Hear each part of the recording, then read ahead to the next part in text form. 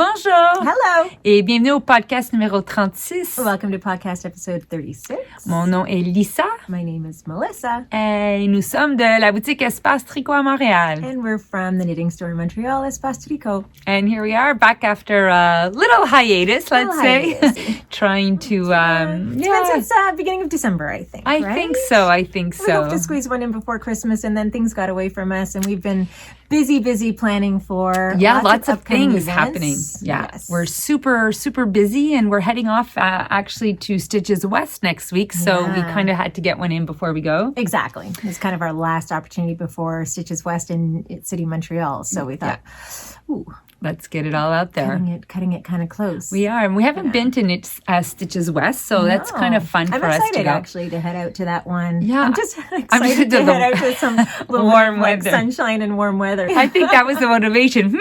Something on the West Coast. Let's go. So it's kind of fun. We have heard a lot about that show, and there's some wonderful people that we'd like to go out and visit with. So we're looking forward to just being with our people and experiencing knitting show in a warm climate. We are, because we missed Vogue this year. We unfortunately Vogue Knitting Live in New York. We double booked ourselves. We had Aruna from Buku who came to do a meet and greet in a pop-up shop and do some workshops at our store, and we totally didn't even pay attention to the dates. And then we realized that there's a bit of a conflict there, and it was okay. We love Aruna, so we had a great weekend with her, but we had, I don't know about you, Lise, but I had serious FOMO. You did. I was just putting it out of my mind because we weren't going anyway, so I'm not going to torment myself. And I'm but you were on social media, so I'm just seeing all the people and all the fashion shows and the everyone's comments. Where are you? Where are you? Let's meet up. Yeah, and it was just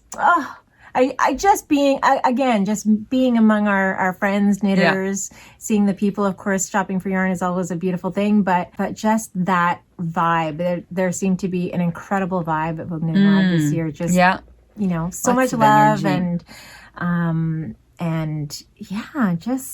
was it looked like, it felt like a good show.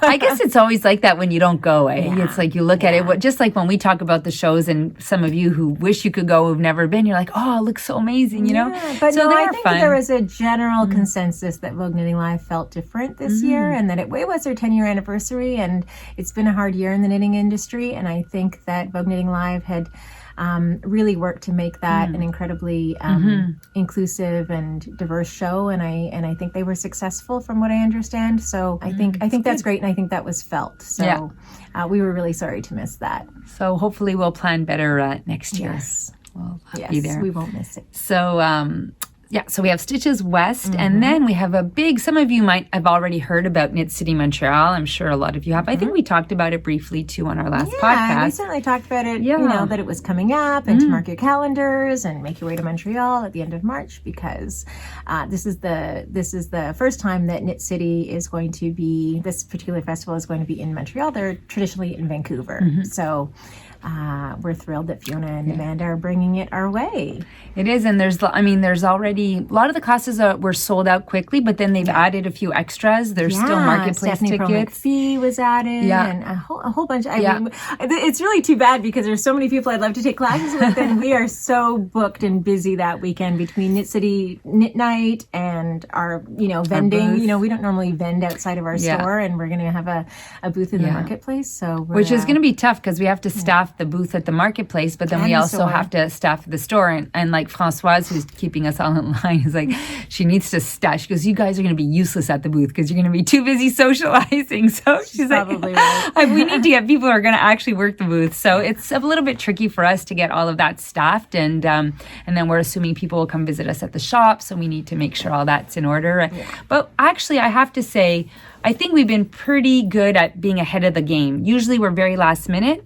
Maybe it's because we have Françoise on our case all the time. Maybe, and also because of the magnitude of things. I think we got scared. We got a little scared, and we're not really flying by the seat of our pants as much as we used to. We actually put a lot of planning and prep into things. So, but it's been quite time consuming. It has, and we've decided that we're not going to take stuff from our current inventory and sell there. We're bringing in stuff specifically for the show. Stuff. And a lot of stuff, most of it is going to be stuff that we haven't sold in our store before. So we have some new people that are coming, that new suppliers who are selling to us for the show. So, I mean, that's been, we'll be talking a bit about that. So that's been great. And one of, the big thing is that we're organizing a knit night on the Thursday. So Knit City technically starts on the Friday, I guess, which is the 27th of March.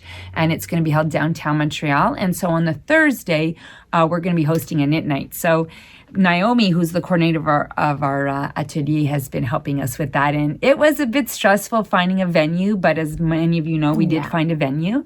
And so we were thrilled to find a venue. And then we were thrilled that the people that we approached to come and help us host that knit night agreed to do so. So we're really excited to be bringing Gay Glaspie. Gigi made it. So many of you must know her from Instagram and her presence at lots of different festivals. The iconic Lady in Orange, beautiful person, beautiful knitter, such a positive, vibrant personality within like a light. She's like a, you see her and she's like a light. Exactly, right? And when Gigi's around, I mean, everybody are like, we're like moths to the flame, right? So, we knew when we started planning for Knit City and wanted to ask, a few people to come and help us host that, Gigi was right at the top of our list in terms of people that we wanted to have included. So we were just so grateful that she said yes right off the bat, and so she's coming. And who else is coming, Lise? Julie Asselin. So Julie Asselin is a good friend of ours and a local hand. Well, we call her local, but she's about an hour away from us. But she's another generous soul, a beautiful light. Like the two of them together, I don't know. There's gonna be too much shine, too much love, brightness, because they get along. They know each other. They love to work together, and Julie is just so positive and happy and just is all about promoting love in this community, and she's very, very genuine. I mean, Judy has been like that since the first day we met her, And there are some people that are just glue, Yeah. And it's really nice. And what's really fun is that we wanted to, Julie, she's, very much into the Anglo community, and, she's well known in the American community, but she is a Francophone. So for us, it was important to have that English-French balance. And also, Gigi coming from, is she from New Jersey or New York? New Jersey. New Jersey. So we have a lot of followers. She didn't live very far from me when I lived in New Jersey. Oh, really? Sadly, you never saw her there. We didn't know each other, no. So she, so she kind of represents our southern people, and then Julie represents more of our northern people, and then we have the grocery girls also helping us out with door prizes and the photo booth, and they're sort of the western part of Canada. And we have Tiffany from Twill and Print, who's going to be helping us do a photo booth, and she's more, I guess, the Anglo part of Montreal. So we're trying to go north, south, east, west, English, French. Yeah. And we hope we have a good mix. So the grocery girls are coming. Jody and Tracy, again, also so generously offered to come and help us out. And, everybody loves the grocery girls. Yes. Another lots of fun. They're a lot of fun. We're gonna have a lot of fun that night, right? and of course they are sort of major fixtures at the Knit City Vancouver show. So it's a nice way of bringing those two shows together as well. So they were at the Knit City Vancouver Knit Night. So it's nice to have them here. I feel like the Knit City Knit Nights are kind of their thing. So. I know. So it's like a connection from East West. So we're still in the throes of planning. So we have a meeting with Julie and Gigi to discuss sort of what we're going to do, what kind of little activities, So we want to give people obviously time to knit, time to eat, but also, some little fun activities and the photo. There might be a game or two, guys. Yeah, might. And Tiffany too. She's just so creative. So we thought about, how can she help us build props and stuff for a photo booth. So she's been working on that, and we're working on that as well. So lots of fun stuff, and it's we'll see. To be continued. We do understand that there were some people who were upset about not being able to get tickets, and seriously, we had no idea what to anticipate. We didn't know if we were going to sell 150 tickets or 400 tickets, and we were gobsmacked by the response, and frankly a little bit shocked. We thought everybody who wanted a ticket would get one, and there are certainly a few people who are upset about being about missing out, and we're really sorry. And all we can say is, if anybody has any spare tickets they don't need, get the word out, and Yeah. hopefully we can match people up who don't have tickets with those who have extras. So Because it seems to be so many knitting events now. Things go on sale and you have to be like right away because things sell out we within understand minutes. the frustration of that. And believe me, we someone's thought we were like, oh, do you sell any tickets to like the general public? Like assuming that we kind of had earmarked tickets. For a yeah. huge So group we of people. sold 350 tickets to the event. So there's very few tickets that we held back, and we held back for our staff primarily, and for like special invited guests. But I would say 99% of the tickets went on sale. And it's just the nature of the beast, I guess, too much demand. And we wish we could do more, but we couldn't find a venue. And venues are quite expensive as well. Yeah. So we had to be careful not to have a venue that was too big, and then we can't fill we it. sell 100 Yeah. tickets. I think it's because it was our first time. We really, again, had no idea what to expect. So we would plan differently, I guess, in the future. Yeah, if we can, because there's a lot. Venues are very, very expensive. So we're doing our best. That's the best we can do. We've got Naomi on the dossier and working hard, and we have a meeting with the Rialto Theater on Park Avenue. So we're going to be looking at like the planning. So I think I always say we're doing our best, and we're really sorry, and we wish we could accommodate everyone. We wish everybody who wanted to come could come. I know, obviously. but it's the nature of the beast, yeah. unfortunately. So that said, we also wanted to let me just show our little poster. our little here. poster. Yeah, we should have shown this when we were talking about it, but here are all our hosts that are going to help us at our Knit City Knit Night. They're like real vedettes. Yes, exactly. Stars. And Melissa and I were it was funny because I live near the Rialto Theater. So a couple of weeks ago, I was walking down Park Avenue and I was like, oh my God. This was funny, actually. And I'm like taking pictures. I'm like, Melissa, one abandoned building. Look at all the garbage on the thing. I'm like, it looks terrible. And spring. And I'm like, it's Montrealese. In spring, I'm like worried when all the snow melts and all the garbage is going to be exposed. It's really not that bad. I'm like, oh my God, this is like not a nice like representation of our city. So we kind of started having a discussion about Montreal because so many people love to come to Montreal. They've got this image of Montreal, and it is a beautiful we city. love our Let's city. preface this whole thing by we love our so city. many beautiful parts to Montreal. Yeah. Of course. But Melissa had the perfect explanation to describe our city. I like to think of Montreal. So I'm from Ontario, and I spent a lot of my time growing up in Toronto. And I always think of Toronto as sort of this city as being it's gleaming. It's sort of steel and glass, and it's professional. It's professional. Everyone's on the go. And then when I came to McGill and I came to Montreal, I just felt like this was the city that wasn't trying to be anything except what it was, like the guy in the smoking section. It doesn't try hard at all. It is just cool without trying, and it doesn't try to be anything that it's not, and it's always maintained that for me. It's what you see is it's feel like New York that way, I think. I mean, it's like people just kind of there's not much effort. Well, now the city's trying to there's been so much construction that a lot of stores ended up closing because there was just no foot traffic, because there was no parking, or there was roads blocked. So they're trying, but Montreal's always sort of like, things come, things close, things pop up, things go away. It's always super hip.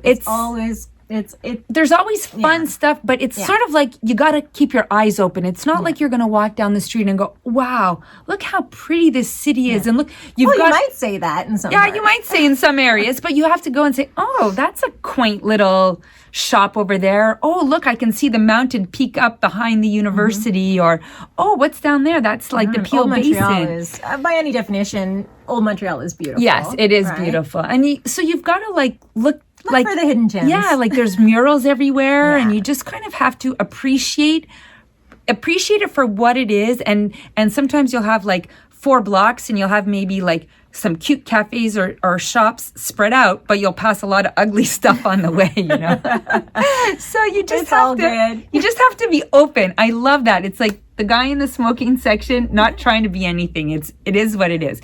So, but he's cool. He's cool. Yeah.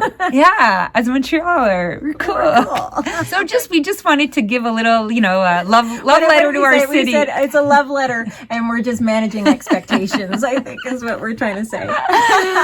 Exactly. So just look for hidden gems. Are excited to travel to Montreal for the show. And the food is great. Food in Montreal is amazing. But you have to kind of be disappointed by get out of the downtown core. Try to go to places and I just tell people, just Google best restaurants in Montreal and you will get tons of lists, and all price ranges. But, go to Little Italy, go to Mile End, go to the Plateau, get out because the downtown core doesn't have as many of those quaint places, That's what all that to say. All that to say. You will have a good time in Montreal. You will. Also, we have, did you want to talk about that before or later? Yes. Yeah. So, Lisa and I will talk about how we don't vend anywhere but in our shop, and then we did vend at a show up at Mont Tremblant. But it was like a small retreat. It was a very small retreat. Yeah, it wasn't even a show. It was a retreat. No, it was a retreat. And then we said, we're never going to do that. But then, I don't know, somehow we said, so we're doing it. And you know what? We have to obviously mix things up a little bit too, right? We can't get stuck in our habits of being introverted and avoiding experiences. Exactly. Anyway, so avoiding commitment. Avoiding commitments, exactly. So once we had decided to commit to vending at Knit City, we thought it would be amazing if we could bring in some special suppliers and producers, makers that we don't yet have in our store. That we don't necessarily have in our store, but that people love to take advantage of, at a show, especially. Increasing their enhancing their stash, should we say, at a show. So who's our first one, Lisa? Let me interview. Yay! So we ordered exciting. So much yarn from Amy. Too much, crazy. We have everything coming from Merino Singles, DK, Mondim, Kumo, Mohair, Helix. Yeah, a lot of colors. A lot of colors, a lot of yarn. A lot of colors, a lot of yarn. And Amy will be at our booth. Amy is going to be in the booth with us. How exciting is that? I mean, we have had the privilege of going to, Edinburgh Yarn Festival and Vogue Knitting Live, where Amy has actually been manning booths. And Knit City Vancouver, actually. She was at Indie Untangle. Yeah, so whenever we're there, we ask Amy, what should our fave look like? Amy, what colors, do you recommend? Go with this. And so there's nobody who, you want advising you more than Amy for your. No, but I feel like all grown up now, she's coming to our booth. I know, it's really exciting. It's really a privilege. Yeah. Totally a privilege. Yeah. So. And next one. You guys. Lola Bean Yarn Company, Adela. Gorgeous Adela. So we met her through Gigi, actually, at Vogue. Was it 2 years ago or last year? I think it was last. It was not this. Obviously, we missed but the one before. Yes. So Gigi made a personal introduction. We were so excited. And Adela's company has just absolutely taken off. You might know that she's stocked at Stephen and Penelope, lots of stores across the U.S. And also in Stephen and Penelope in Amsterdam. And she's going to be in our booth. Her yarn's going to be in our booth. So we've ordered the navy bean, which is 100% merino. It's applied merino. Lots of colors. So many colors. And in what I just Instagrammed this picture actually, and what I love about Adela's colorways is that they're so clear and fresh, and they're very her. She's got she has this signature palette way of dyeing her variegateds that there's lots of happiness in them. I find there's a lot of punch. She has her moody neutrals as well, and she has really great variegateds and speckles, but I don't know, the dyers you can see La Bien-Aimée yarn, and it's hers. You see Adela's yarn is really becoming like that. You see see the stain and you know it's a Lullaby yarn. And what's nice is we'll have the merino singles, which is a single plied from La Bien-Aimée, and then we'll have the plied fingering from Adela. So it's kind of nice. You know, we don't want to step on anyone's toes and make sure that there's variety for everybody. Make sure that there's variety and not a whole amount of overlap in the booth, right? We'll also have our own Grace yarn. Oh yeah, we'll have our Grace yarn, and then we're gonna have Magpie's new yarn Nest, which is a worsted. And unfortunately, I don't have an image. It is such a beautiful. She gave us a mini skein, non-superwash worsted weight yarn. I think it was a Rhinebeck. She slipped us a little mini skein. Yeah, really gorgeous, beautiful.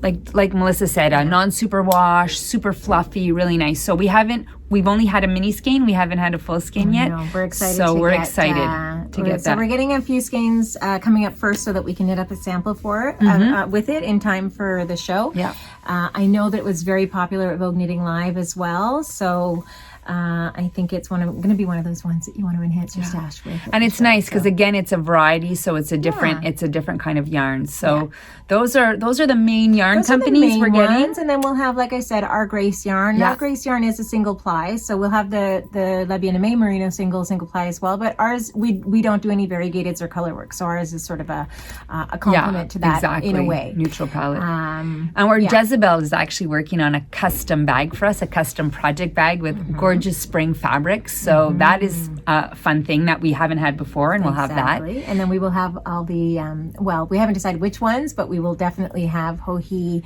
and Co. at our booth as well.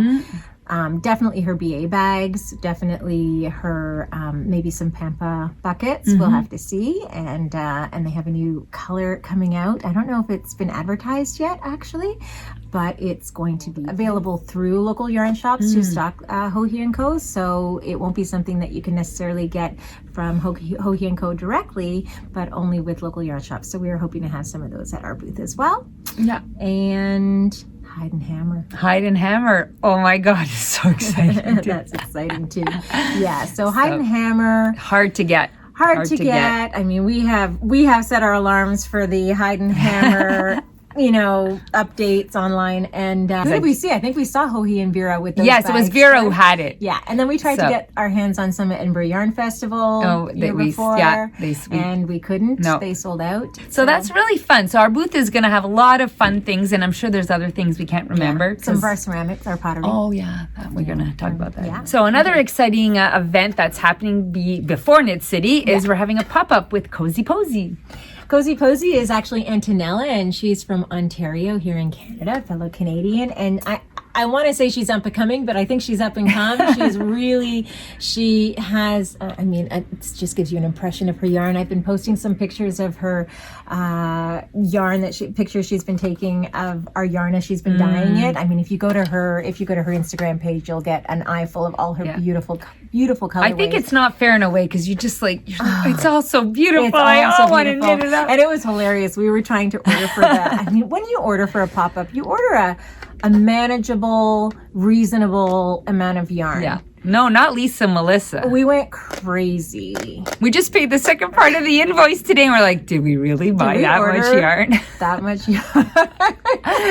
It's okay. It will. We are 100% confident that this yarn is going to sell because it is exquisite. It's beautiful. as soon as we get it, we'll do our best to get it online after the pop-up as well. So usually when we have pop-ups, we'll do the Saturday event in store, and then we will give our locals sort of first options, and then whatever is left will go online. We'll go online. But we ordered so much. Yeah, there's definitely some that's going to be left. So that pop-up is happening on Saturday I guess this Saturday, 14th. Yeah, this 15th, Saturday. 15th. The 15th. So right after that, then it'll be available online. Exactly.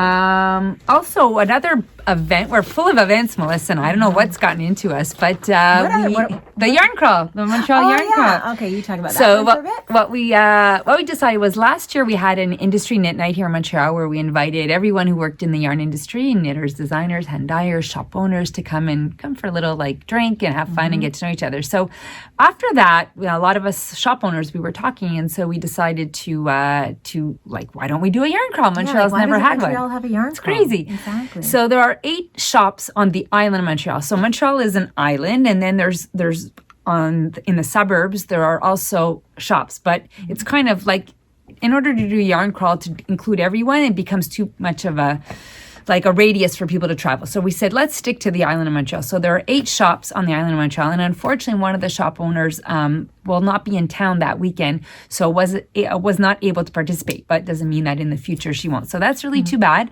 But the rest of us got together and Had a couple of meetings now. Yeah. And so it's going to be the April 25th and 26th, which is the 25th is local yarn shop day. So we thought that would be a perfect time to have our yarn crawl. So in French, it's called La Grande Virée de Laine de Montréal, Montreal's yarn crawl.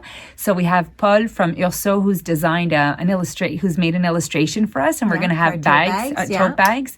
We also have Camille Descoteaux who's going to create a mystery shawl pattern, and every shop has contributed one 50-gram skein colorway and a specific colorway. So Camille was with us, and we kind of gave her a bunch of yarns, different colorways to choose from, and then everybody's sort of gone and had their own not preferred, but hand dyer that they carry and love, had them dye the colorway that she needed for the shawl. So she's going to receive shortly 7 50-gram skeins, 7 different colors, done by 7 different hand dyers who are in the province of Quebec, mostly in the Montreal area. Yeah. So that's really fun. We really want to make that local. So she's working on the design. And then we have Melissa. What is Melissa's last name? I forget her. Thibault.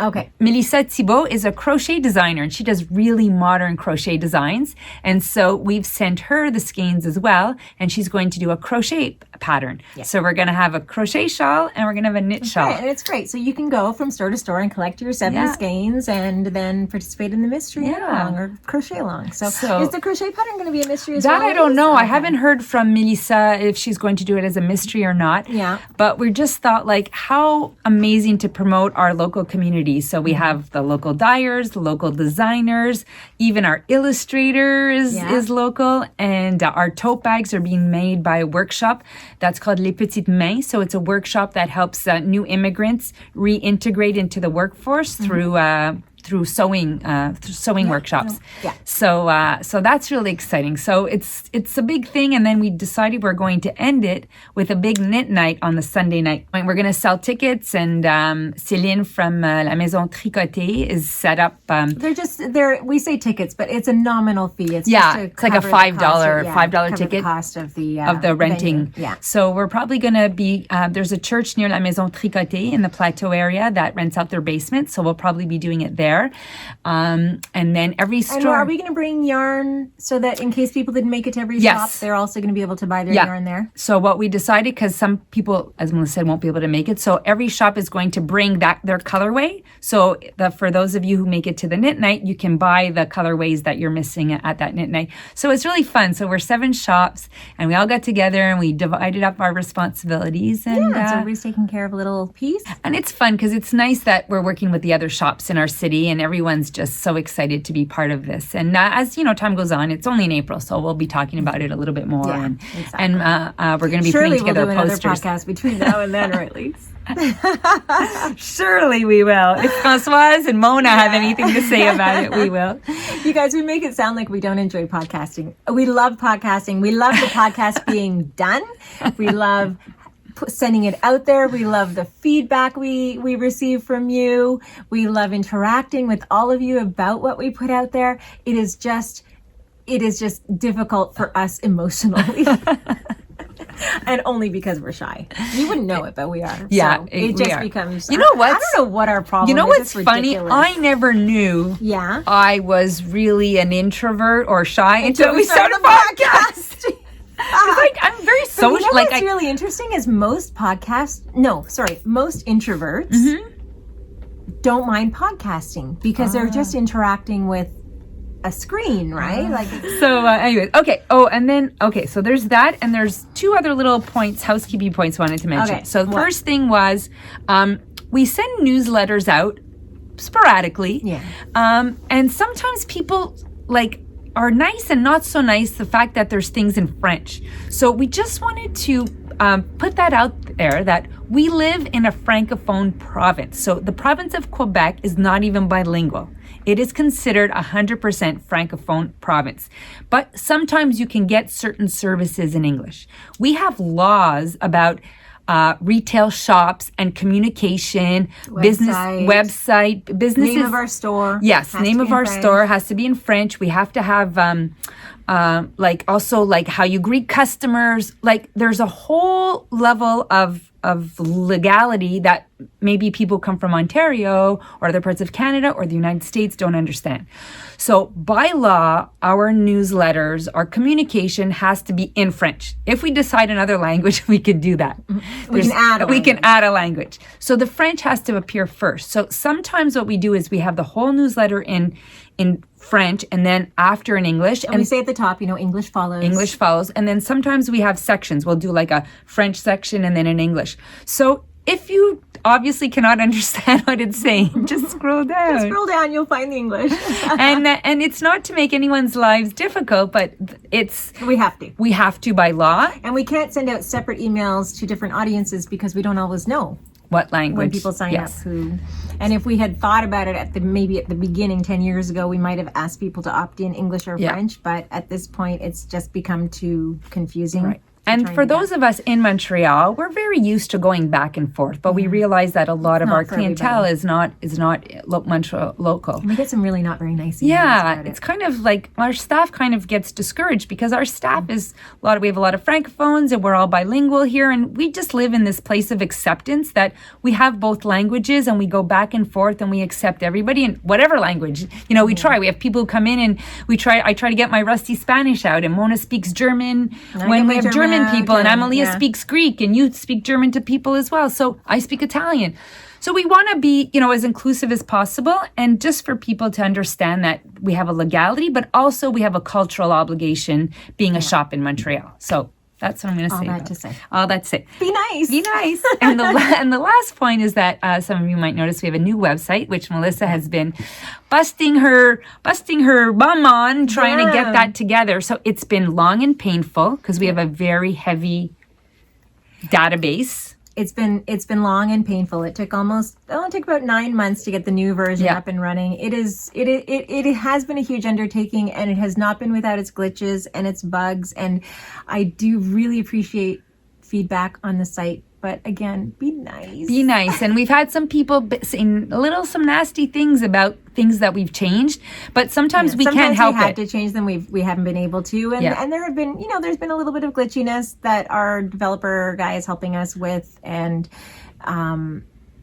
without getting into the technicalities of the back end, we have kind of an obsolete system trying to interface with a more modern system, but we cannot let go of the obsolete system because it's how our entire store operates, our point of sale system. So, short of carrying a whole new and different inventory for upwards of 60,000 items at this point, we just had to work with what we had. So, I guess we just ask that you be a little patient. Yeah. And if there's certain things you don't I think it's mostly running great. Yeah, I think running great. And there were those glitches at the beginning were really stressful. And so Melissa was up to all hours of the night trying to talk to our programmer and get those glitches worked out. Because, there's certain glitches that were emergencies. Yeah. And now it's tweaking things, and there's certain things that you can't control. Yeah, and anytime you have an issue on our site, absolutely. If it's something where something truly isn't functioning properly, please, we appreciate the feedback. Let us know, and we will try and address it. But if you're just have an opinion about it just being a shitty site, and there's nothing we can do before, then we're really sorry. Et pour nos clients francophones aussi, on sait que toutes les traductions ne sont pas là. Yeah. C'est encore plus compliqué maintenant pour nous de traduire certains modules, certains écrans. Alors, patience aussi, on travaille là-dessus et on essaie le mieux qu'on peut de rendre ça complètement bilingue, mais c'est lent. Everything is time and everything is money, and we're just a little shop, and then you can just only do things as you can. So all that to say, please be patient. And the last thing about the website is that though Melissa put a nice little banner to say that we are a Canadian web store, therefore we charge you in Canadian dollars. Do we still have that thing where you can kind of see the... Yeah, so we do have view US dollar pricing. So this is just a reference, and it sort of speaks to the sites that give you exchange rates on a regular basis. It speaks to those sites throughout the day, so it's always giving you sort of a relatively true exchange rate. which may differ a little bit from what your credit card company is going to give you when you actually make your purchase. However, it is there for reference, and it gives you a good approximation of what you're going to pay when you purchase that on your credit card if you're shopping from outside of Canada. But your cart will be in Canadian dollars. You will check out in Canadian dollars, and then your credit card company does the currency conversion no matter what country you're in. And so it's all seamless. I mean, we shop from US sites, we shop from European sites all the time, and the just conversion happens. But I guess as Canadians, we're used to that.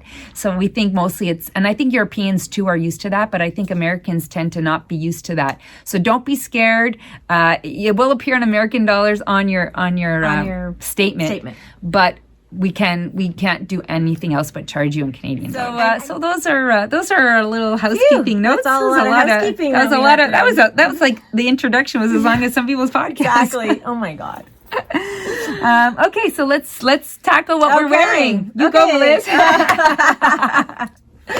All right, so I am wearing my Mira Mesnil number 2. This is the second time I've knit this pattern. This is a shorter one.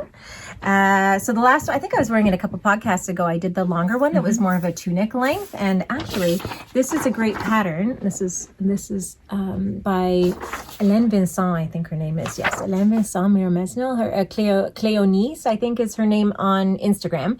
And what's great about this pattern is it has so many different sort of options for sleeves, for length, for this pleat in the front, the length of the sleeve, the bishop style sleeve. So, every time I knit it, I tend to do the same thing. The only thing I modified this time was the length, but I tend to opt for the bishop sleeves, and then I just do a straight off cast off. This one actually has a little bit of ribbing at the bottom, but I just do a straight cast off.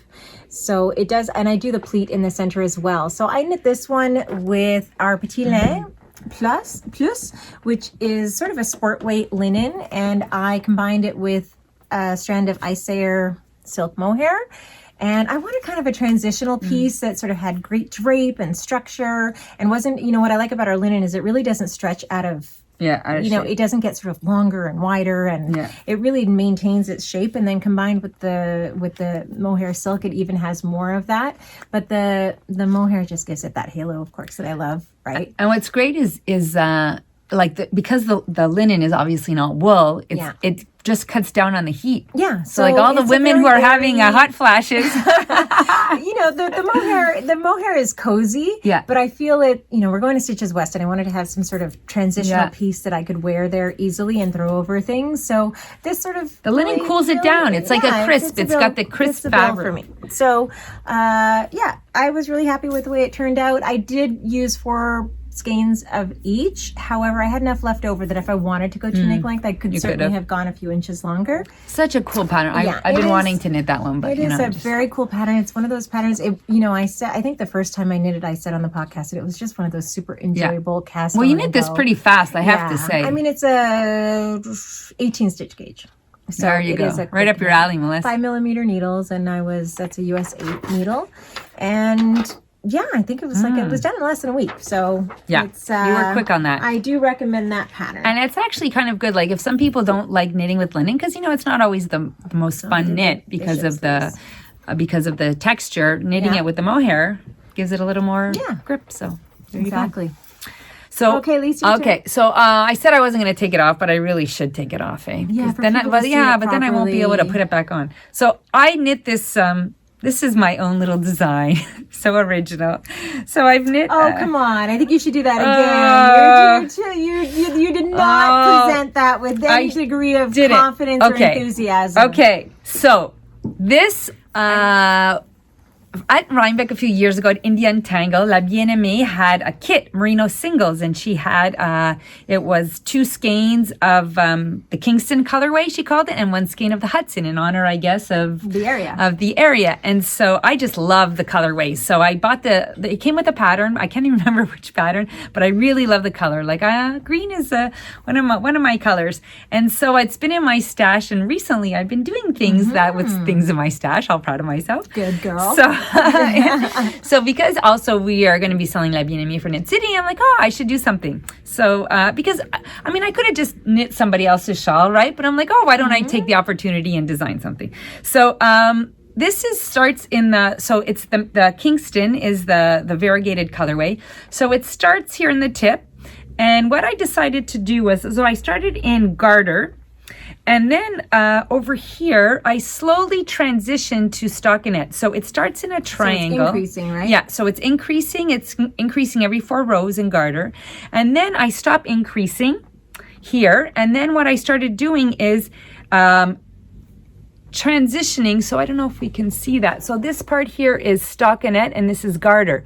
So what I do is like I add a stitch in stockinette and then decrease a stitch in the garter, and it made this really nice transition. And did you do kind of like a rib? Yes, I did a twisted knit. So it's a bit of a, like there's like a purl stitch and then a twisted knit stitch, just to give a definition, because if not, the stitches were really wonky. So by doing a purl stitch before and after the twisted stitch, it gave it like a nice structure. So it makes kind of like a nice transition. Clean transition. And then when I got to here, so this is all a rectangle, and then when you get to here, it's all stockinette now. So I'm like, okay, so let's have fun and start incorporating the Hudson colorway. So then here I start decreasing only in stockinette, and then you'll notice that my stripes start narrow and get a bit thicker and bit thicker.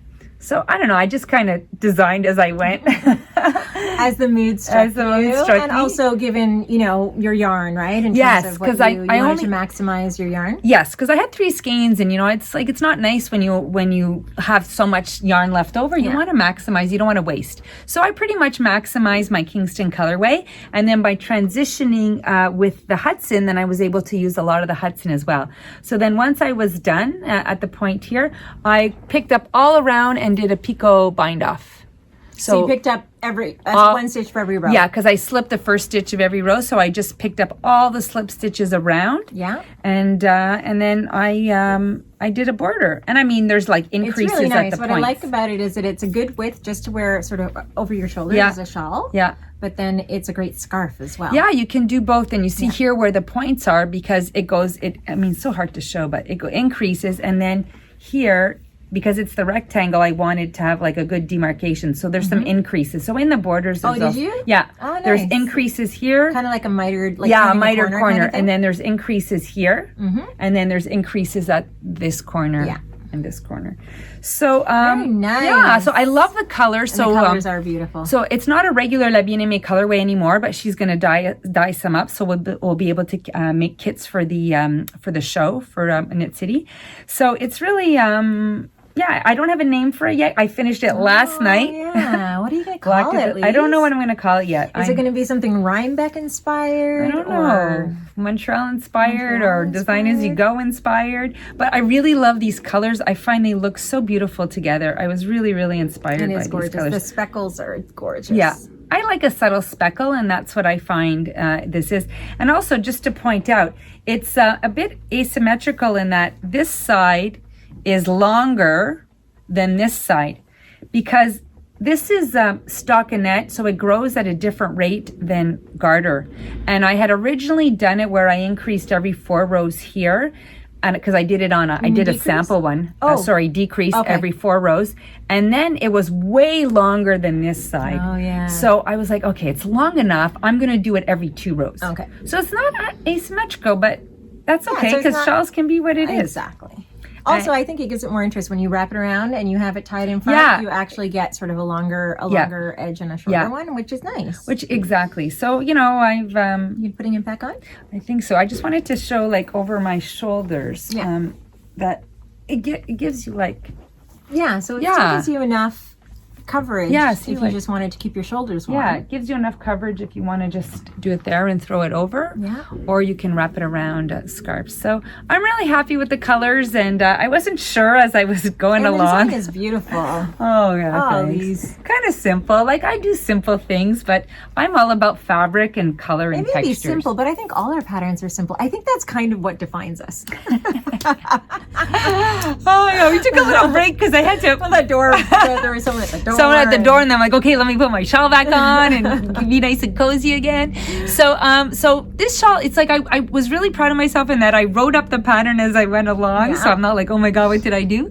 So it's just a matter of like tweaking it, tech editing it, finding a name, and then it'll be ready for Knit City Montreal. So there's my so we're gonna have shawl. lots of yarn for that. We've ordered those 2 colors specifically to make kits, but of course we have lots of other merino singles coming, so colorways coming, so you can create your version of this shawl if greens are not your thing. Exactly. So they just, they bring up the green in my eyes, so that's why I like this color. So, okay, so that's what I'm wearing, and now we're moving into some finished objects. Yes, so... You wanted to do... you want to talk about... Okay, so you just said you're going to do your sweater, and then I'm going to talk about that one, right? Okay. Because I don't have any. I got to borrow some. Well, these are, store samples. I did not knit this. Okay, so the first one I'm going to talk about is the Paloma sweater. So this is a sweater I just finished a few weeks ago. It is a free pattern on Ravelry, and I knit this with La Bien-Aimée yarn Mondim, actually. So Mondim is a Portuguese yarn, and in fact it's from Retrosaria Rosa Pomar, and this is an example of how it looks in the Rosa Pomar packaging. But what has happened is there's been a collaboration between La Bien-Aimée and Retrosaria, so that Amy is actually dyeing their yarns, the Mondim yarn, in some of her colorways, and that's what I use. So we had not a trunk show, but a pop-up shop, a Bien-Aimée pop-up shop a couple of weeks ago, and I grabbed the Sansa colorway, which I just loved. I'm all about this sort of like soft. It's her new palette. Yeah, well, I mean. Yeah. It goes well with my green, Melissa. It does. Well, these 2 colors, green and this pink, look really great together. It's very nice. Yeah. Anyway, so I grabbed the Sansa and I grabbed some Isair mohair, and I had just finished the Comfort Zone poncho, which had this twisted rib detail down the side of it, and I wanted to sort of do a combination of my turtle dove sweater with that detailing down the sleeve, and I wanted to the turtle dove sweaters, both of them are either at a 14 stitch or a 16 stitch gauge, so I wanted to do something at a smaller gauge. So this is actually knit at a 22 or 21 stitch gauge. And so I just sort of, really, this sweater is kind of a mashup of... Melissa's working on her 10-piece runway collection. It's a collection. Like twisted rib. It's like twisted rib and everything. But everything goes together. Like, that would be cool. Like, especially with your new design. We could do like a mini runway show, and we could have all of you be like, it's like a designer makes a collection. Well, when artists have like, their period. Like I always say like Picasso at his period. Yeah, it's my twisted rib period. How's that? Anyway, so this is it's just a very boxy sweater. It has a slightly different rate of increase on the sleeve than the turtle dove. So the turtle dove is just increasing every second row on the front and the back. This one is increasing a little faster on the body than on the sleeves. On the body, but it's actually increasing faster on the body than on the sleeves, so that you get this wider, boxier shape. Yeah, despite the smaller gauge. So. I should say I didn't knit this sweater design this sweater by myself. This was actually designed in collaboration with Mona. So we sort of talked about it, and she basically before I cast on, she sort of talked to me about doing a slightly different rate of increase so that we would get to that boxier shape that I wanted faster without the sleeves getting too wide. And so I went ahead and knit it, and then gave all my sort of scribblings to Mona, and she did all the math for all the other sizes. So this is the 3rd size, and I can't remember how much. I think I used nearly 3 skeins of the Mondim, or the La Bien-Aimée Mondim, and 5 balls of the Isair mohair, but the pattern is free. It's on Ravelry, and all the yardages and stuff are in there. And it's in translation right now, right? Yes, Melissa? Exactly. So we should have the French version of the pattern within a week or so. And I know people are going to ask for a picture of what this looks like on a body, so hopefully I will have taken a picture and inserted it in the video by now. Or right here. Right here. Right. You know when YouTubers do that? Right over here. Right here. In front of her. So that's called the Paloma sweater, and it's a little bit of a play on sort of the sense of peace this color gives me, as well as the reference to dove. So it's sort of playing with the turtle dove, and paloma means peaceful or dove. So, how sweet. I love it when names have meanings. Yes, I really love that. So anyway, that's my wonderful. That's my latest. Yes. Yeah. So, I'm sitting here thinking about this runway idea. I think I'm onto something. Oh, I'd love to see them all one after, because all the colors too kind of blend together, right? Oh, maybe we should have them knit up in some other colors too. I think so. Yeah. Then we could do like my shawl. We could have like the sweater with the shawl, the matching shawl. Okay. So the next one is, so this has been on our list forever. So because we haven't knit it, we just got Naomi to knit it for us. Exactly. So it was a bit of vicarious. So it's the plum sweater. I think we talked about wanting to knit it ourselves. Yeah. So it's by Junko Okamoto, and it's in the Guyux tweed. So there's no stranding. It's just in the tweed. So soft and silky, this tweed. Really, really lovely. And we just love the neutral color of the color work, but then the tweeds, it's hard to see. Yeah, I guess you can see it picks up on throughout.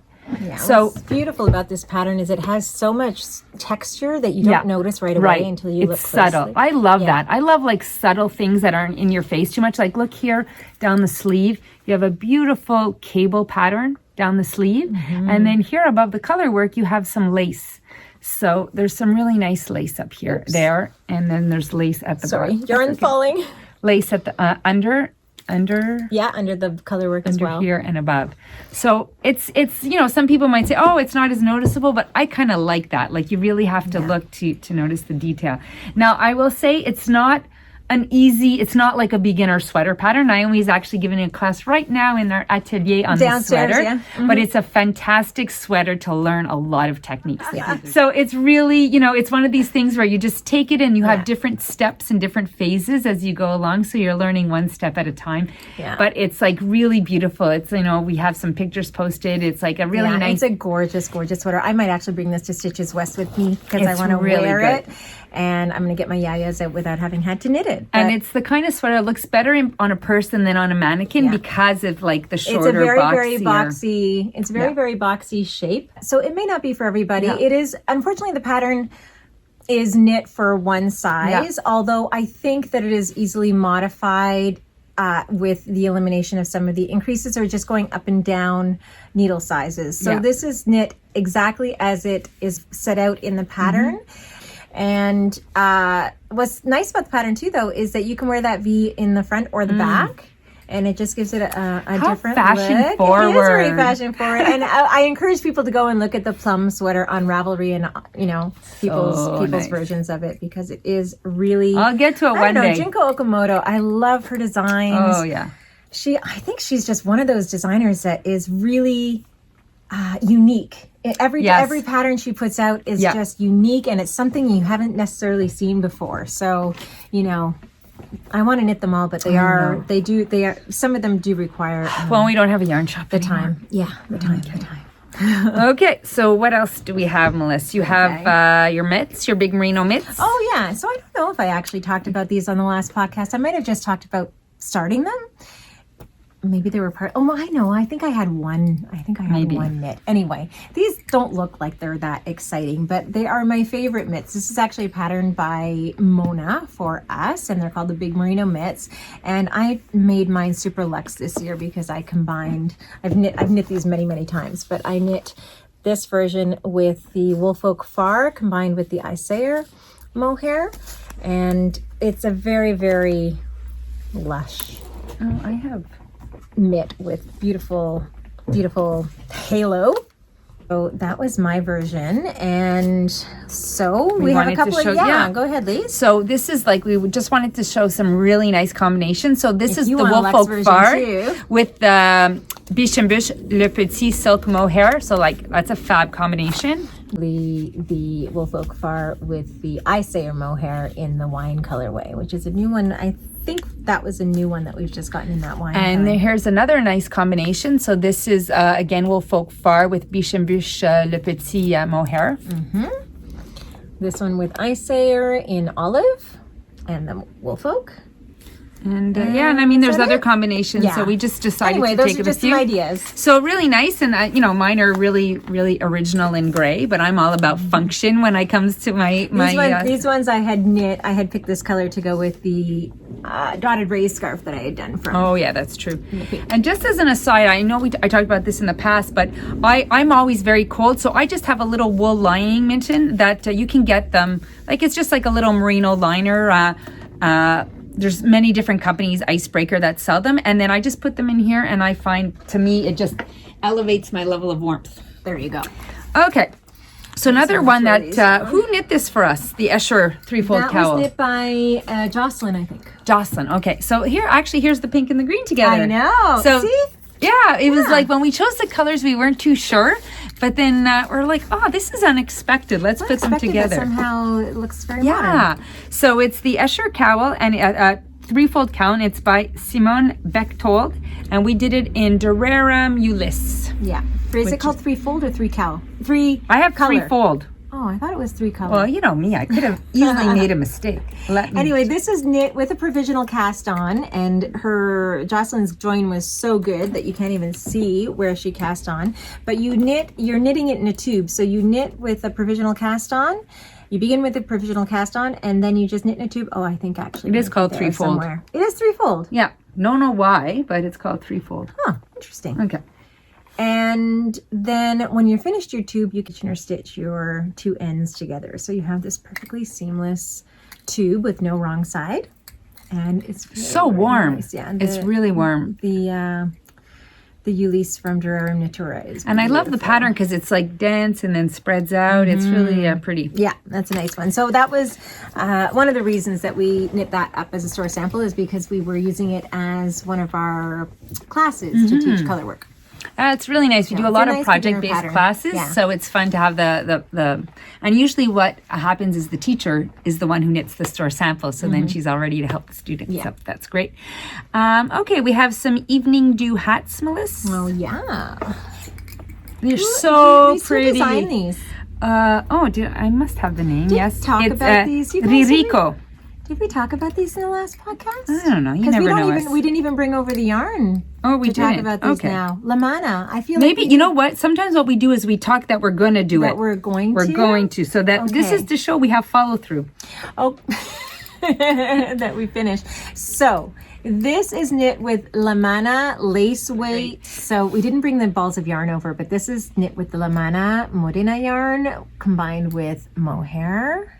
I think which in is ballet a lace tights. weight. Yeah, in the ballet tights colorway, which is the same colorway I used in the Paloma with the Sansa. I used the ballet tights. She's on a roll. Yeah. Well, I didn't did you want to be a ballerina? I just wanted to be a ballet dancer. Anyway, this was knit for us by Amelia. In fact, she knit both of them, I think, right? And what's fun is that this is a non-stranded one. So this is the lace weight, Lamana stranded with the mohair. And this one is the Como, which is a DK weight. So it's knit by itself. Yeah. So these are like really nice spring hats I'm having too, a deja vu, like we might have talked about these on a previous podcast, but this color's spectacular. It really is. It's like a gray, plum, purple. Yeah. I don't know if you can see that. It's really, really beautiful. So I think we talked about we were going to knit that. We do these, I wanted to say something else about these hats, and now I can't remember. There's a sweater. There's a matching sweater. That's what I wanted we were to going to say. do the cardigan. That's what I wanted to say. We really wanted to do the cardigan. Two minds together make one. We have had our eye on the cardigan version for so of long. Evening Dew. I think it was out first before the hats, and that's another one that's on our list that we just don't get around to. And so because in the interest of getting our yayas out with this pattern, we opted to get the hats done as samples. But really what we wanted to do is the cardigan. Is the cardigan. How beautiful would the cardigan be in the Modena lace? It would. Oh my God. Well, I'm just going to tell you a little aside. As we're setting up our podcast here, Melissa's like, wouldn't it be great if we could just go to the coffee shop and knit right now? And that's why we're not knitting all of our things, because we got a podcast. We got to work. We got to work. So, did you want to show the? The cardigan. It's so pretty. So pretty. There it is. And she's just so cool, the girl wearing it. Yeah. So that's what it looks like, and the back. Imagine that hat with that all over knitting pattern with the ribbing. It's so beautiful. So it's by Ririco. Ririko, and her, I think her Ravelry name is called Hand Knit Life. So that's a really beautiful little hat patterns that are great for like that when it's not too cold, or people who live in more, just cool climates, and great for spring transitions for us. And we can knit that up in time for Knit Stitches Wesley. Yeah, there you go. We could actually. No, what, 9 days? Oh, you couldn't knit that hat in 9 days. No, I meant the cardigan. Oh, the cardigan. Yeah, well, we could if we didn't work. Even then, I'm not sure. I think we could. Because you know us, we could do we can go 12 hours. Yeah, we could. We could just go sit and knit. Oh, wouldn't that be fun? That'd be good. Yeah. Okay. We can be able to sit and knit again when we sell the store. I know. We're like, If you ever had ideas about buying a store or opening a yarn store, just know that your knitting time will be. I feel terrible because I run into people who are like, get excited about either opening a yarn store or wanting to. I'm like, really? Like, this one of our customers met with us. More than you do already. I'm like, you just, if you want to knit, don't open a shop. Don't open a shop. Okay, so another great pattern that we put it in Melissa's finished objects, but it's actually Mona knitted for. So we are so proud of our Mona. She is on the cover of a new book by Line magazine called 52 Weeks of Socks. Is that the name of it? It's called 50. Okay, so 52 weeks of socks. In fact, it's not really, it's just the cover flap. It's one of those sort of envelopes that, it's a cover. That comes off. But holy moly. So not only was Mona's pattern chosen to be included in this 52 Weeks of Socks by Line magazine. It's called Candle Flame Socks. Yeah, the Candle Flame Socks. But they are going to be on that cover flap, which is very exciting. And Mona knit a pair for me for my birthday. I know. So I'm thrilled. I just got them yesterday. They haven't been worn. They're so nice. They're in the Rowan Regia Premia Yak. Merino Yak yarn. Yeah. Which is this yarn here. And they feel divine, you guys. We have talked about this yarn on our podcast before. And, of course, we've wanted to knit with it, but haven't been able to. But now I have my own socks knit with this. Though I have to say, one of the perks about having a yarn store is we can set ourselves up with knitters. I see you're wearing my socks. I am. It's like a puppet. It's like a puppet. This yarn is really divine. It's so divine. It's like Regia Premium Merino Yak 4-ply. And it just has this beautiful heathered look. All the colors have a beautiful. They're so look. They beautiful. have that sort of a gray base. Very pretty. And I just look at that. Whoops. The detail on this sock. I know. Even the cuff has little mini cables. She's so talented, our Mona. I feel very lucky and very special. We're on Mona's case because she has so many. She knits ideas, things and then doesn't put the pattern out. Yeah. So speaking of things, people want Mona's hot water bottles. Yes. Covers that she knit for us. Maybe you guys should get on her case and go to emails. her Instagram. Her Instagram direct message box. She also knit she made a hat, a slouchy hat a beret that my mother loved, and she was selling them. So I bought a couple for my mom, and then I had Sasha knit my mother a matching scarf. I'm like, Mona, those are like easy patterns. They were done in Snap hat is actually on Ravelry, but she hasn't done the matching scarf. No, I'm like, I don't think it's on. Mm-hmm, is it? Yeah. Okay, she did it finally. Yeah. So now the scarf is easy. It's just the pattern and you repeat. So anyway, she'll get to it eventually. Yeah. Okay, then we have she's busy too. The Hokkaido cowl. Oh yeah, because then if she does too much of that, she can't work for us. So. Exactly, right? So careful what you wish for there, Elise. So this is called the Hokkaido cowl by Françoise Denoy of Aroha Knits. And this is Françoise, just hot off her needle. She brought it to my house this morning so I could bring it to the podcast. It is a beautiful lace pattern. Look at how beautiful. And this is a twisted knit stitch, and that is why it has like a relief. Like it's, how do you say relief? A relief. Like a relief texture. Yeah, it is so beautiful. And on the back, look how beautiful it is on the back. This is the back. I know. It's completely reversible. It's beautiful. And so the way it's designed is, obviously it's knit flat, but then you're supposed to join it at the back and do some crochet loops and then have some really pretty buttons down the back. So you wear it sort of like a bandana. Yeah. But look how pretty that is. Yeah. Like, so it's such gorgeous. A beautiful transitional piece. This can be worn indoors. So gorgeous. Or springtime. It. Oh, but talk about the yarn lace. So, so Françoise wanted me to tell you that she loved working with this yarn. It's the Merlin by Fru Valborg, which we've talked about on a previous podcast. She loved the texture of the structure of the linen with the softness of the merino. She said it was really a pleasure to knit. She really, really enjoyed this yarn. So I just wanted, and there's like a little bit of a halo, but more like of a rusticy halo. Mm-hmm.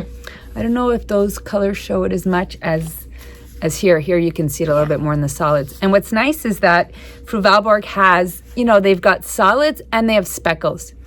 So such a beautiful yarn. It's 90% merino and 10% linen. So just enough to give it a little bit of a structure.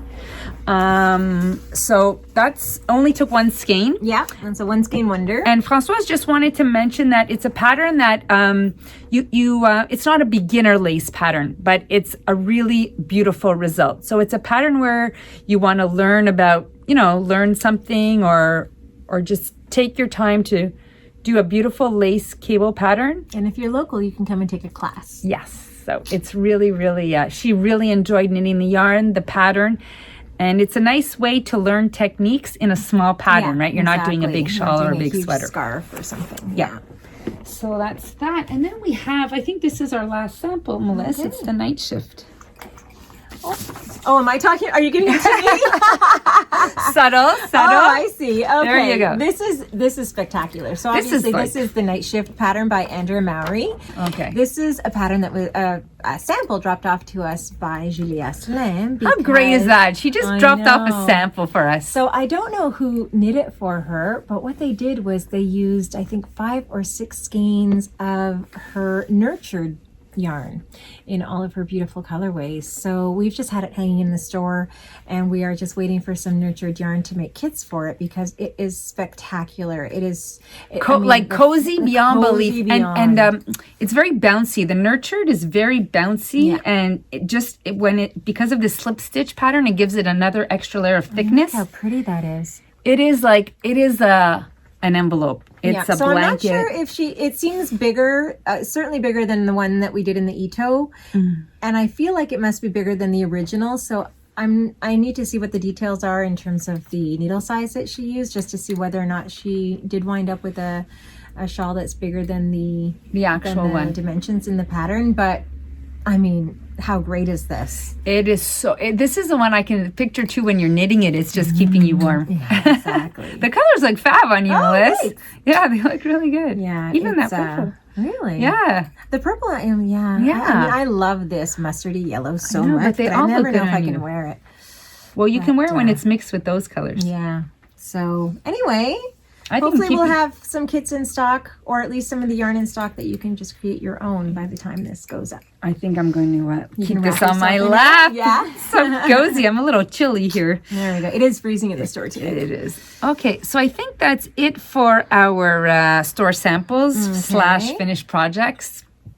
Now it's your turn. Works in progress. New design. So Melissa's moving into a blue phase now. I just fell in love with this color. So this is a yarn from La Bien-Aimée, and in anticipation of having these yarns at the booth at City Montreal, Amy was kind enough to send me a few skeins in advance so that I could work up a pattern. So I am working with the Helix, stranded with the La Bien-Aimée merino silk mohair. And I'm just using one strand of each. The Helix is this beautiful it's her newest yarn, and it's 2-ply, 75% Falkland merino with 25% Gotland wool. I'm definitely knitting myself something divine. With one skein, just one that strand, strand. So what's great about this is it's technically a light fingering yarn. There's 650 meters, I think, per skein. Where are the details? 650 meters per skein. So it's a light fingering, but if you double strand it, it actually makes a true sport weight. So it's 325 meters when you hold it doubled, which is great. It is super versatile. But you know me, As if I'm Yeah. going to double strand when I can hold it with mohair. So this is just a very, very simple top-down sweater. I wanted to have a high neck. It's a yoke. I've tried a couple of things in this pattern which I haven't done before, and one of them was after I knit the errata sweater, I discovered, well, Jennifer Steingast uses these, I think they're called left invisible increases, and they really are invisible. So in my previous patterns, I've just used make one left increases, I think, across my yokes, and I've always used those, and they're perfectly nice, but I wanted to see if I could find something or use something a little less noticeable, because I just love the look of the, you know, the smooth stockinette of this yarn. And I do find that they're quite invisible. You can't really see. I mean, I have five sets of increases down here, and you can't really, it's not like you see you don't see increases, right? No, not at all. So look at you, Miss. yeah. And then I'm still working out my love affair for the twisted ribs, so I had to incorporate that as well. I wanted texture, and I wasn't, you know, I tried a couple of different options. I thought about baubles. I thought about combination of baubles and lace. Then I was like, oh, it's not really me right now. I'm all about the twisted rib right now. I do like a bauble. You do, but you're not in a bauble phase. I'm not in a bauble phase. That'll be after the twisted rib. Yeah, phase. really. Well, after everyone's finished with baubles, right? There are a couple of things I wanted to talk about. I don't really know where this pattern is going yet in terms of We're a design as you go duo. Yeah, exactly. So I'm just about to split for the sleeves, but there are three things I want to talk about here, which have nothing to do with the design and are just about tools. So the first thing is, Do you want me to hold something for you? and no, that's okay. So the first thing is this hanging stitch counter. So what I love about this, and what is, you know, I'm using it on this because I'm using it to count my rows. I say stitch counter, I mean row counter. I'm using it to count my rows, and I use this one all the time. Not only does it mark the beginning of my row, but it also allows me to count without having to make check marks on paper, which is what I used to do. And I love it for things, especially like my Paloma sweater, where it's, you know, I have a different rate of increases. So it's sort of four rows. I'm doing something different on 4 rows. And so I'll just do 1, 2, 3, 4, 1, 2, 3, 4, 1, 2, 3, 4. So no matter when I put my pattern down, I know what row I'm on with that stitch counter. And then with row counter. But with this one, you know, I'll have like 5 rows and then an increased row, or 12 rows and then an increased row, or 8 rows and then an increased row. So it's just helping me count those rows in between without having to, you know, always have my pattern with me, or be, you know, if I'm just knitting stockinette, I take this with me and I go and I just have my row counter, and I don't have to worry about having something that I'm marking. I mean, and because my increases are so invisible, I don't, you know, it's not necessarily the case that I can easily go and just count my rows. So I do like that tool. I think it's just Clover, right, Lise? No, it's Susan Bates. Oh, Susan Bates. Okay, so we have those in stock. Clover doesn't have one of those, which surprisingly, I don't know why. They have. You just have the little one that you put on your needle. What you put on the they needle don't have when the you're knitting hanging flat, one. but it doesn't work when you're knitting in the round. I guess so Japanese. Susan Bates might be the only one that has that hanging. Yeah, Prim also has. Okay. Prim. But I don't think we have the Prim ones. We used to have the Prim. Sometimes we have Prim. Sometimes we have Susan Bates. It depends on the supplier. Anyway, just look for hanging row counters. I was going to say stitch counters. Hanging row counters in our web store. The other thing are the Cocoa Knit stitch stoppers. I love these. They come in lots of different sizes within the same package, whatever needle size you're working on.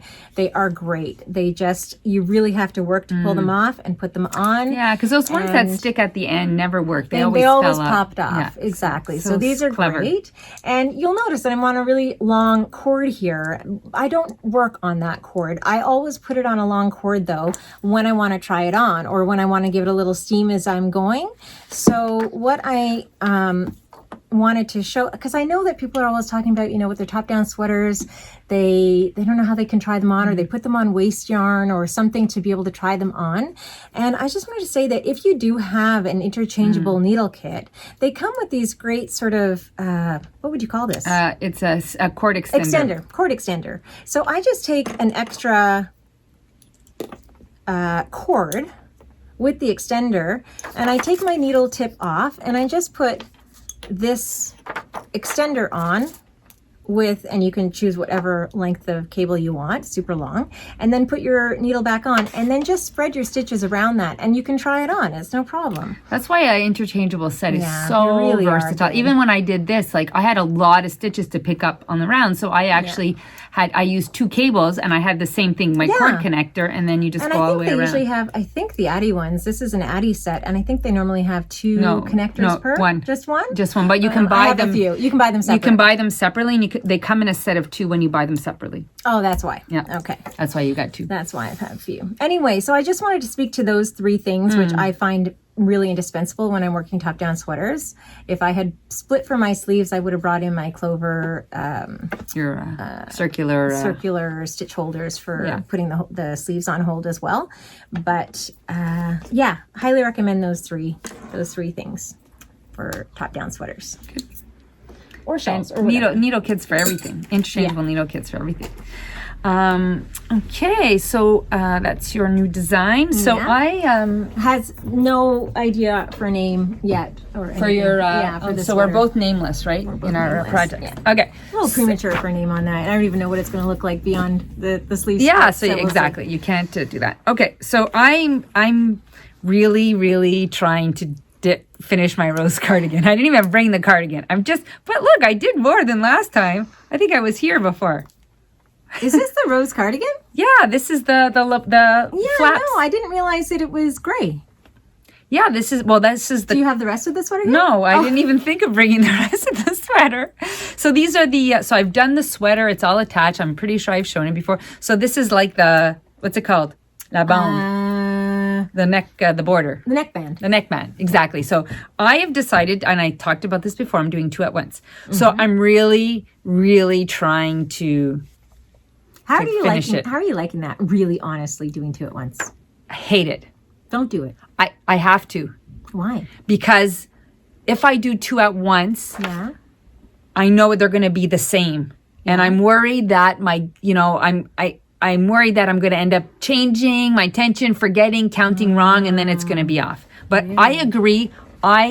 It's like I would never be a person to do 2 socks at a time. I like to do one to have a sense of You accomplishment. wouldn't just count you're thinking there might be too much of a gap between when you do the first and the second that your row gauge would change? I think so. Just because it's like who knows how long it's going to take me to finish, and then my gauge can change. Well, in the I know meantime. they both have to be done by March 27th. I know so. that's her threat. It has to be done. It by has Knit to be City. done. If she does not have this cardigan in Oh our booth my at God. Knit City, It has to be done. How many years have you been working on it? It'll be 2 years in March. 2 years. It's all I have left. Come on, I can do it. So anyways, I'm doing that. You can do it. And it's my In nice fact, I little- think that's all you should bring to Stitches West. I'm thinking that might be it. Okay. So this is my little Jezebel bag. I just wanted to show that. So that's what I have of our that project in favorites, there. yeah. One of my favorites. And then this is another one we talked about, Hide and Hammer, that we're going to be getting. What I love about Hide and Hammer is it's like super squishy, and what I like about it is that it grows with you. So when the project was, because I'm knitting a blanket, so when it was small, you see the here this there's different what's it called? Holes? So it was like really small, and now as I go, it gets bigger and bigger. Yeah. So so you'll show how it opens. yeah. And, So it's like a lunch bag, and see, look at all that stuff so I when can you don't fit roll in it there. down so much, you can still use those. Yeah, you can still use the because there's so many different holes. And what is so ingenious about Hide and Hammer that I didn't even realize is you can take off all the leather and wash it. Wash the bag. Wash the bag. Like, how amazing is that? Because a lot of times you have leather and you can't wash it. And this is the number 3. Yeah, this is our number 3, so we'll be getting some of those, and her new number 4. Such a lovely person to deal with as well, New. She's very lovely. Okay, so I am doing this is a labor of love. This is a mother's show of love for her child. Why? Just because it's so big? Or boring? Or It's big, long, boring, and tight. I don't know what's wrong. It's like, I'm just so tight. she's over it. I am over And it. you're on. And I'm like this. I'm making a Wow, blanket it is super tight. for a twin son. bed. Yeah. So And you're going the whole. he told me 82 inches. I don't know. We'll see. How many inches have you done? 12? Yeah, 12. Oh, just 70 more to go.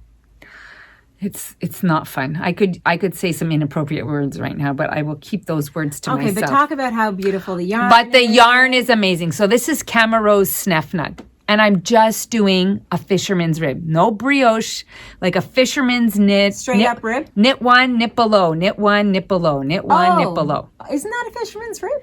That's what I said. It's a fisherman's rib. But you can do a fisherman's rib with a purl. There's a purl way. Okay. And then the brioche kind of gives the same kind of texture as a fisherman's rib. It's really nice. It almost looks It's a bit really like a nice. herringbone. Yeah. So I cast on a bunch of stitches. How much did I do? 125 stitches. Knit one, knit one below. Knit one, knit below. Knit one, and slip the first stitch for 82 inches. It's going to take a boatload of yarn. What size needle are you using? I mean, are you doing a little denser so that it doesn't stretch out? I'm doing 7 millimeter. Okay. Which is US 10.75 because it's going to stretch out. Okay. It's going to stretch out when he uses it, and I wanted it to be denser. Okay. Well, so that's a good segue. Yeah, it's going to take a lot of Sneffnug, but it's amazing. He chose the yarn, he chose the color, he chose the pattern, and this might be another 2-year project. He'll be off to college. He'll be for his bed when he goes to college. Bed. So I just wanted to say that we had been restocked with some of our Sneffnug Camerose. This is from Denmark. And I have some gray here. Anyway, it comes in a whole bunch of beautiful colors. I just grabbed the first ones that came. But look how, they all just look so beautiful together, I wanted to do the blanket in this color. I tried to convince Gianluca. And you couldn't convince him? Anyway. I think he would have, but there's all this gender stereotyping going on, which unfortunately is influencing my poor son. So, but I know he loved that color because originally he asked me for purple. Oh, really? Yeah, he asked me for purple, and then he changed his mind. I was like, oh, are you sure you don't want to stay? But gender stereotyping is tough. We got to work on it. I know.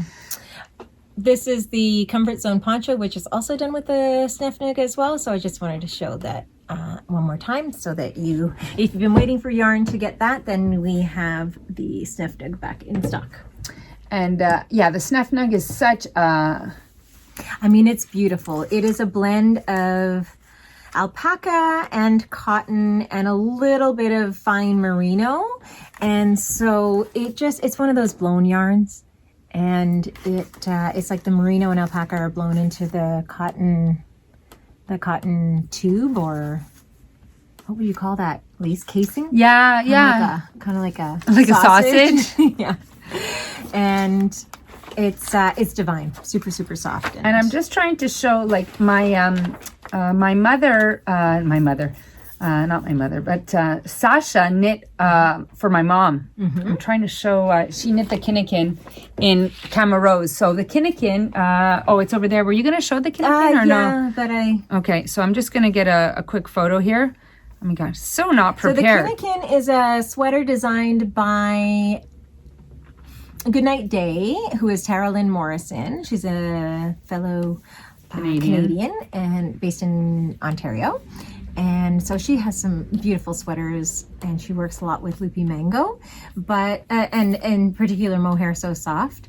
But I had knit the Kinnikin in the Mohair So Soft yarn, and your mom really loved it, right? Yeah, she loved it. She wasn't really feeling the mohair so much, so she wanted Lisa to find.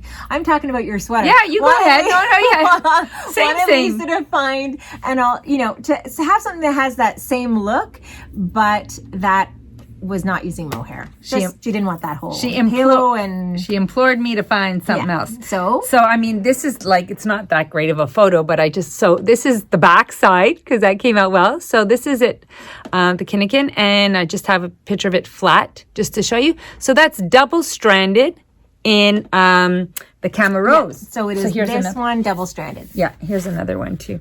Here's another version. So it's the exact same size, but double stranded. So I don't know did we put it on our project page yet on Ravelry? Do you know if it's there? It could be there. So it's this color, double stranded. And so if you go to our project page on Ravelry, you see the details.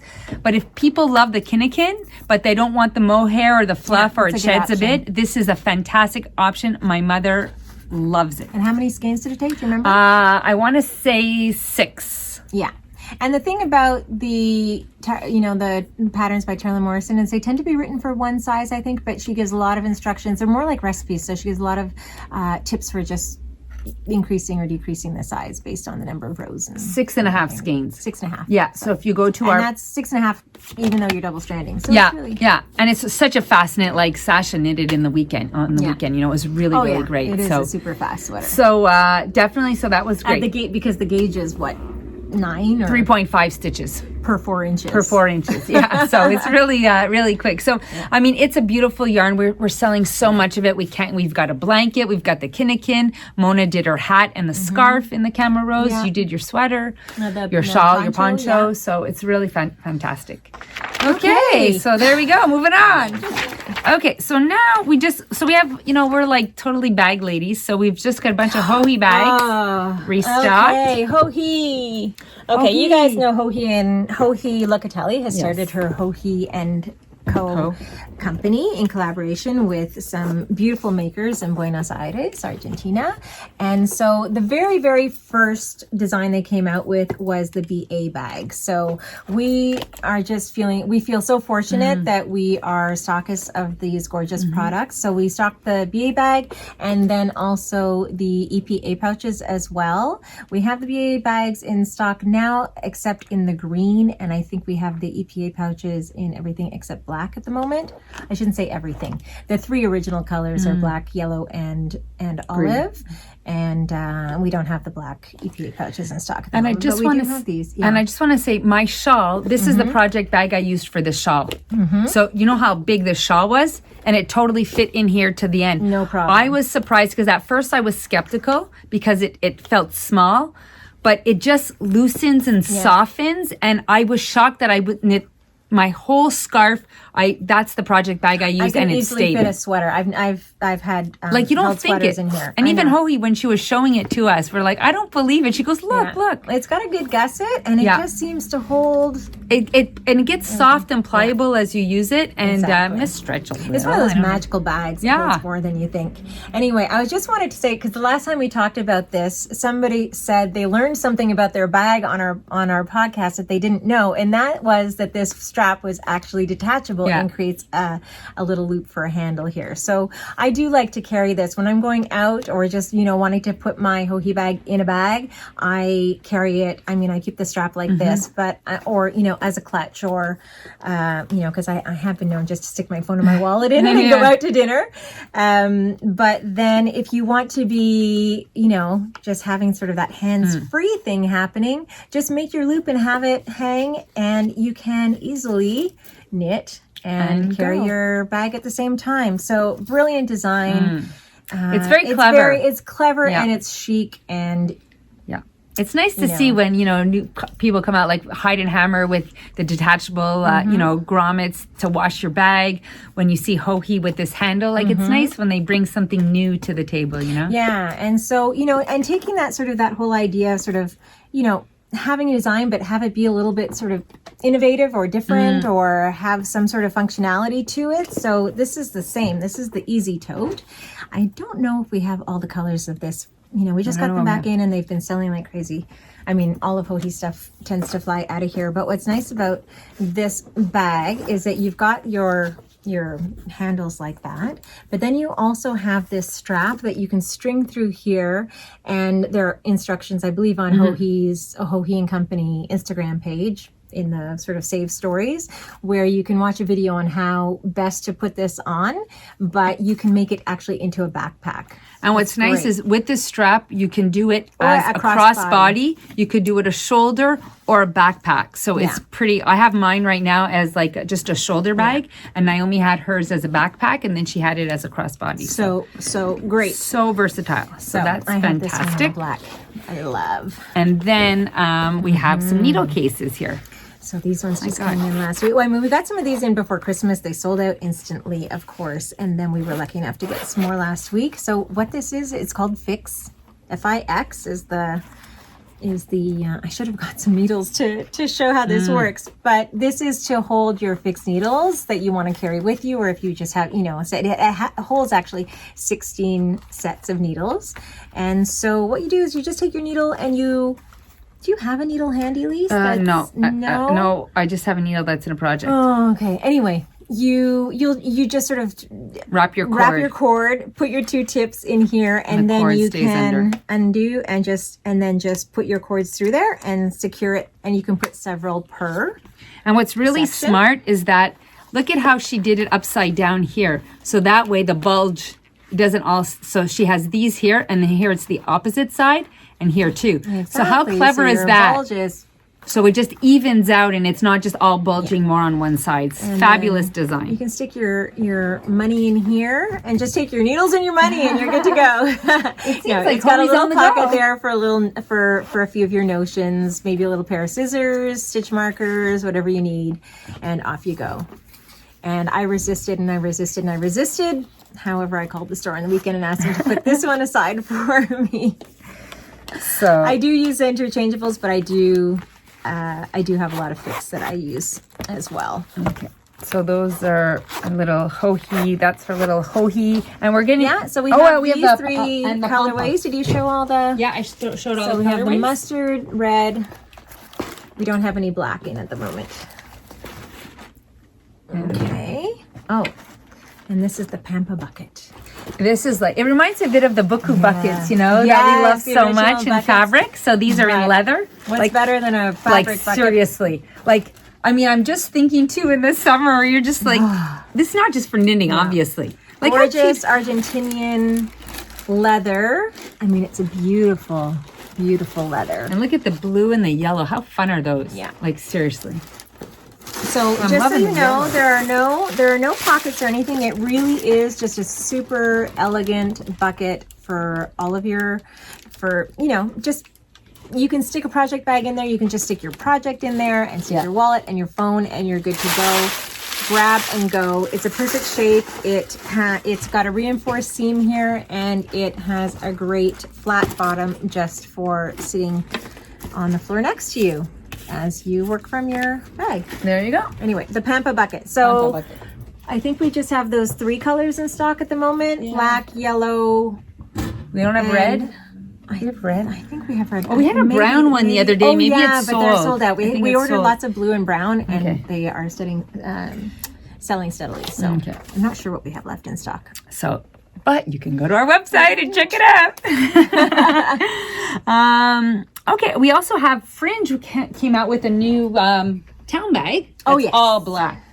I love that. I love that. All black fringe town bag. Monochromatic. I took the green one when it came out originally, Yeah. the field, because it was all one color. I like the. You mean the town? Yeah, the town the bag. green? Yeah. The green. The green town bag. But I was calling it. Is the color field? Oh no, I think green. it's olive. Oh, it's Or- olive, yeah. Yeah, I think it's olive. I thought field. Anyway, so the fringe bag, the all black fringe bag used to come, or comes originally with white handles, and there was obviously a lot of interest in having a monochromatic tone-on-tone black bag. So There you go. Karen obliged and just came out with these. So they are going quickly. We have But, other ones too. We have like the that's just the a berry very- color. yeah. We have the green that's wax olive. canvas, Yeah. yeah. I actually use mine as my art tote. So I've got my Yeah. sketchbook and all my art supplies, and that's what I use mine for. Yeah.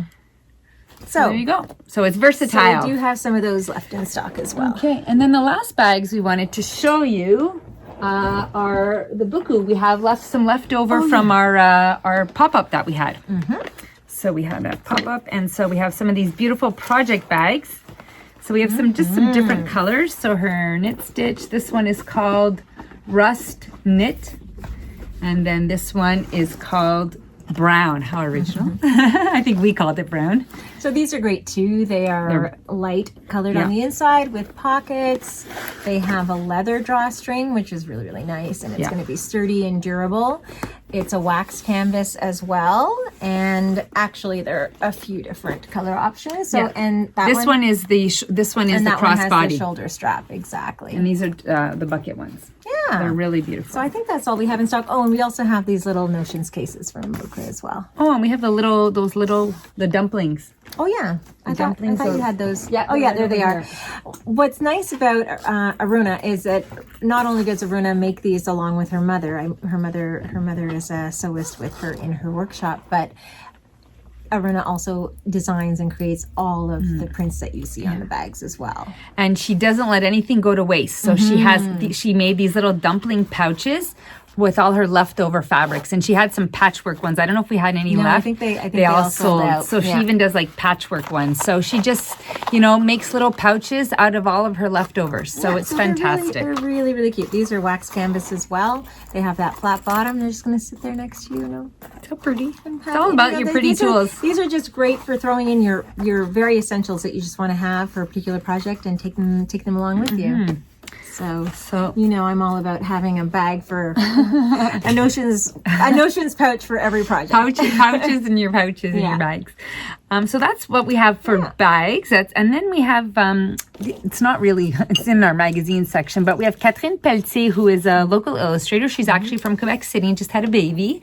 So she was off on maternity leave, came back, and now she's off again.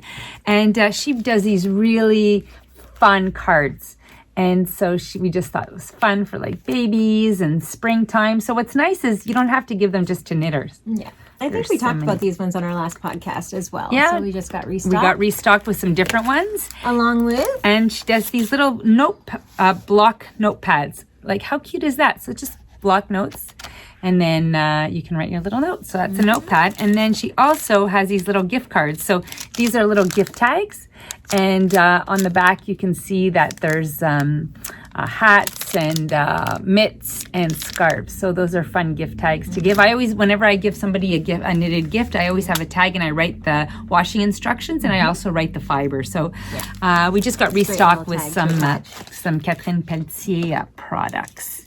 And so speaking of tags, Lee, should I talk about the labels? Yeah, sure. Go ahead. Okay. Yeah, talk about the labels. So we also just received a restock of Kylie and the Machine labels. Maybe you want to show some of these. I love these labels for sewing into or onto your finished garments. And I can show you the containers. But if you really want to browse, okay. So let's read some of these, Lise. You can't buy this. Made with love, and then it has swear words underneath. Made with love and swear words. Hello, gorgeous. I love linen. Hands needles yarn. This one says, look after me, treat me with care, use common sense, wash only when dirty, mend me if I break. You know what I love? It's like her labels say everything you want to say as a knitter. They're so cheeky. They're so. I like this one. This is the back, especially when I do designs that don't have that's shaping at the back. I think it's so smart. I mean, it almost doesn't matter which is the back, but I know. Sometimes you just want it. Yeah. You just want to know. You just want to. Yeah. You just want to have that tag on there, so it feels kind of like a really real finished sweater piece. Yeah. And then we have some really. We have Tiffany from Twill and Print has some. I don't know. I think these are like bouquet knitting. So she has bouquet knitting A and B.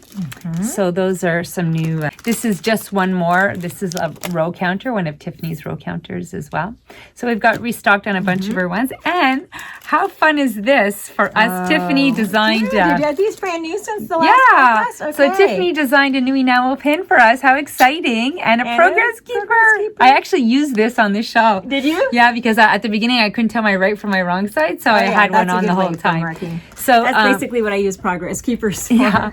So because we just did we just sent our logo before to a generic company, but we're like, oh, Tiffany, can you make it a little prettier for us? So that's pretty cute. And the progress keeper, I have to say, is very sweet. It's very, very sweet. So there you go. It's so cute, isn't it? It is really cute. I love it. So back by popular demand, we had a lot of people ask us about our ceramics, but our ceramicist, Hugo, who's local, closed his atelier because he was renovating his house. And so he was back in business. So we decided to do a whole bunch of different. We'll start with this. Yeah, start with that one. So this was the one that we had done last year, Knitting Fuel. We had a different font on it, and we didn't do it this time. And we had a lot of people complaining that they wanted this one back. They love the shape of it. They love the size of it. We love it as well. And so we just updated the font on it, and we had a delivery last week. It's a little bit smaller though, eh, Melissa? It's a little bit, but it's still a 19-ounce mug. Yeah. This is still it's like half a liter. It's still a large coffee Yes. at Starbucks will fit in here. So, yeah. So, on a aussi commandé en français pour nos clients francophones infusion de maille. Alors, comme on a écrit ici infusion de maille, alors nous avons déjà commandé celui-là, puis on attend peut-être dans les 2 prochaines semaines notre commande sera prête. So, we're just talking about how we've ordered it in French as well. So that was the back by popular demand, and we also decided to try different shapes. Okay, so Okay. So this one was. we like the idea of no handles sometimes. I eh? do. I have a lot of my coffees at home because I have the Mary Mecca mugs that don't have handles, and I just like putting my hand around for my warm drink. So I'll have my coffee lattes, whatever, in this style of mug at home. But it also makes a great pencil. Yeah, we have it in the crochet, atelier. Or if you just want to stick, crochet hooks and needle tips and that kind of thing in there, it's great for that too. It's or pencils at your desk, whatever. Yeah. You have me at Tricot, so. Pencil holder / cup. Yeah, that's true. You could do that as well. We decided to do this other one, and this is it says basically coffee plus work in progress equals FO. Finished object. So this is good because it can be for anybody who's a maker. So we wanted to try to diversify this line and not just be about knitting. So this is for anybody who's a maker. And we just thought that was fun. Yeah, so this is a great tea or latte. Yeah, exactly. It's like that latte mug, or café au lait bowl. That was sort of the idea, again, with, hold it with your two. So it's kind of, it's fun. It's a nice shape. It's warm, yeah. I find that a very comforting shape. It is a very comforting shape. And then this is when I have my golden chai, my golden latte in every day. She has a different cup for different beverages. Ginger latte, exactly. So this is, if it's about 2:00 in the afternoon, this is the mug I'm using for my ginger turmeric when I'm off the caffeine. So this one just says "Make a difference." And then in French, I love that. We have the same form. Yeah. So we've done like some of the same shapes with different sayings. So this one is "Make a difference," which is really beautiful on so many levels, right? It's not even just for a maker, right? It can be just for life. And this one is infusion de maille, which is like kind of it's like we played on that tea infusion, so you're infusing your stitches. So we have that shape. And then I also wanted to mention that we have the latte mug or bowl, infusion de maille, and knitting fuel as well. So we have, you can go on our website and check all the different shapes and formats we have for those. And then we have huge yarn bowls. So these are really, really big. I mean, I love a good sturdy yarn bowl. Look at that. You put this on your coffee table with your yarn. It's a piece of work. Not coming off. It's a piece of art. It is. So this one is Bowl of Infinite Possibility. And then in French, we have Des possibilités à l'infini. So there you go. So you just pull your yarn.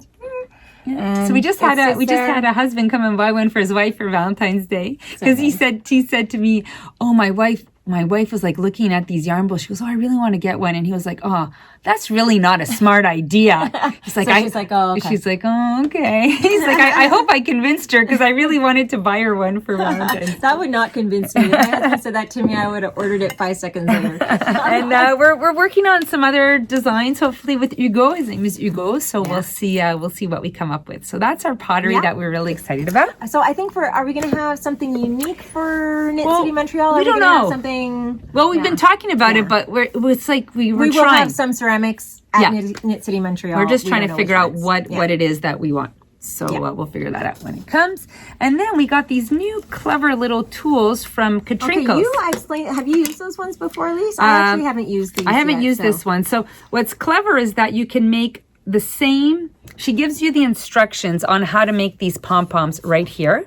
And this is a screw that you unscrew and you move. So it's one tool and you can move this here, or there. And it tells you like this one is for a 3-inch. There's a little 3 here. Pom-pom. Yeah, you should say that. And then if you move it here, there's a little 2 that's being hidden. So you can move it to make different size pom-poms. And then she gives you the instructions. So she tells you exactly how to do it. So I'm not going to repeat them. But then what's really cool here is that you can wrap them, and then she has the sizes. So you can make sure that you're following. Because my always concern when I just use it, you see here she has... My concern when I use a piece of cardboard, it was like, oh, how much yarn? So this way you can say, okay, I'm going to do 1.5 inches. Because I'm always worried about like making them the same even. Yeah, okay, I see what you're saying. You wrap it, and then you can like Just wrap the use it as a strands, guide, yeah. and then you go back and forth.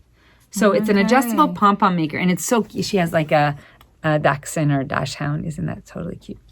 So then she also has tassel makers, and they come 1, 2, 3-inch tassel makers that are wood. I mean, these do exist in plastic, but fun that they're out of wood and that it's an artisan who makes them. And then she put our little logo on the back. So you've got your set of 3 tassel makers and then your adjustable pom-pom maker. And we also are restocked with all of our tried and true tags. German Project short bag rows. tags or Wrap tags. and turn, make one right, make one left, Kitchener. And we have them in French. Nous les avons en français aussi. Alors, voilà for Katrinkles. So I have a feeling, Melissa, that we hit all of our little notions. And Okay. so we just need to talk about punch needle and some yarns. Okay. So I just wanted to say that we are also restocked with the punch needle book from Aruna. We sold out of these during the weekend that she was here with us. So we've just received another 15 or 20 copies, I think.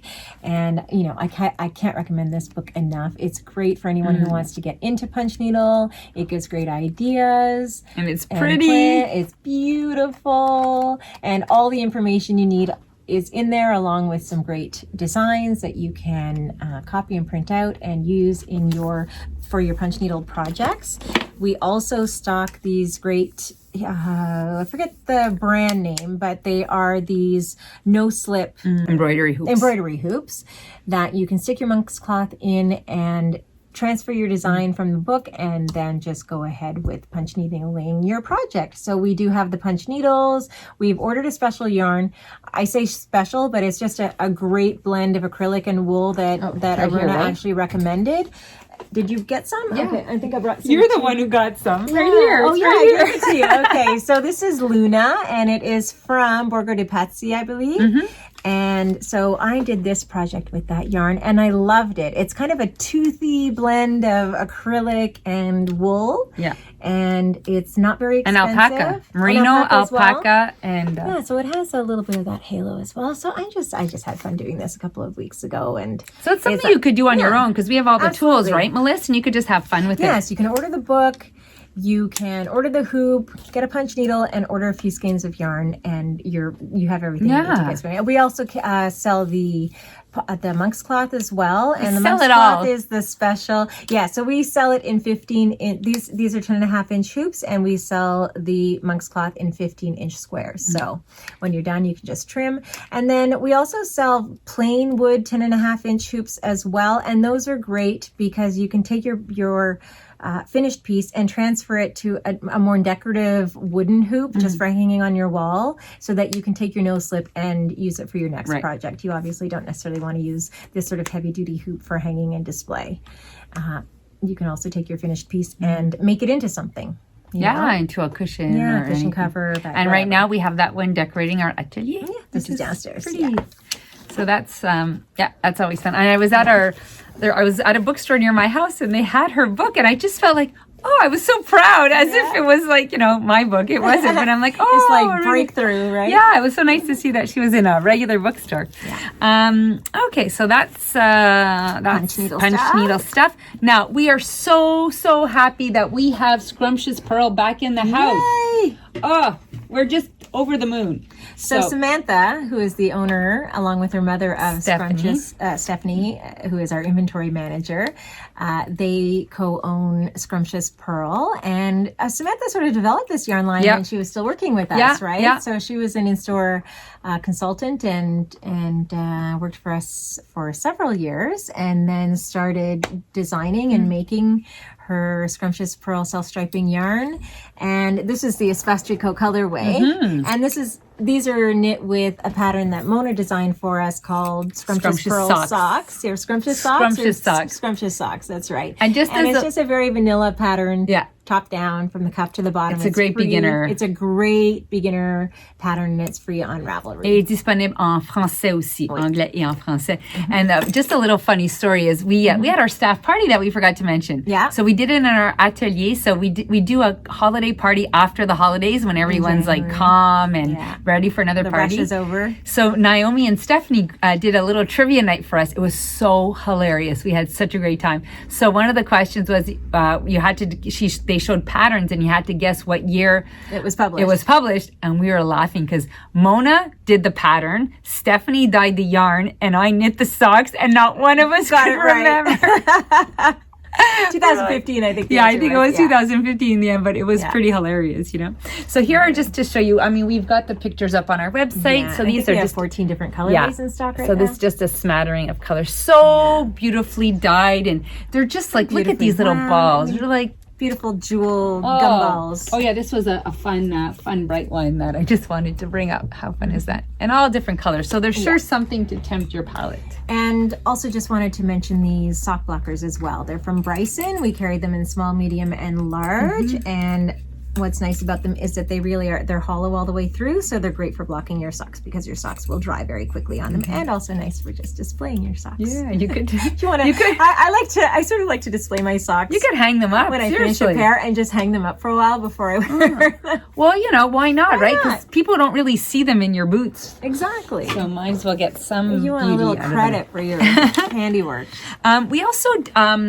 We also had another event. God, so much is happening. That's why we got to podcast more often. Had a lot. Yeah. So we had Sandy from Sandy Barnes from Shibui Knits visit us with Julie Hoover. We did a high tea with Shibui and Julie. That was great. Fun. So we have a local tea like a bistro tea shop called the Griffin right next to us.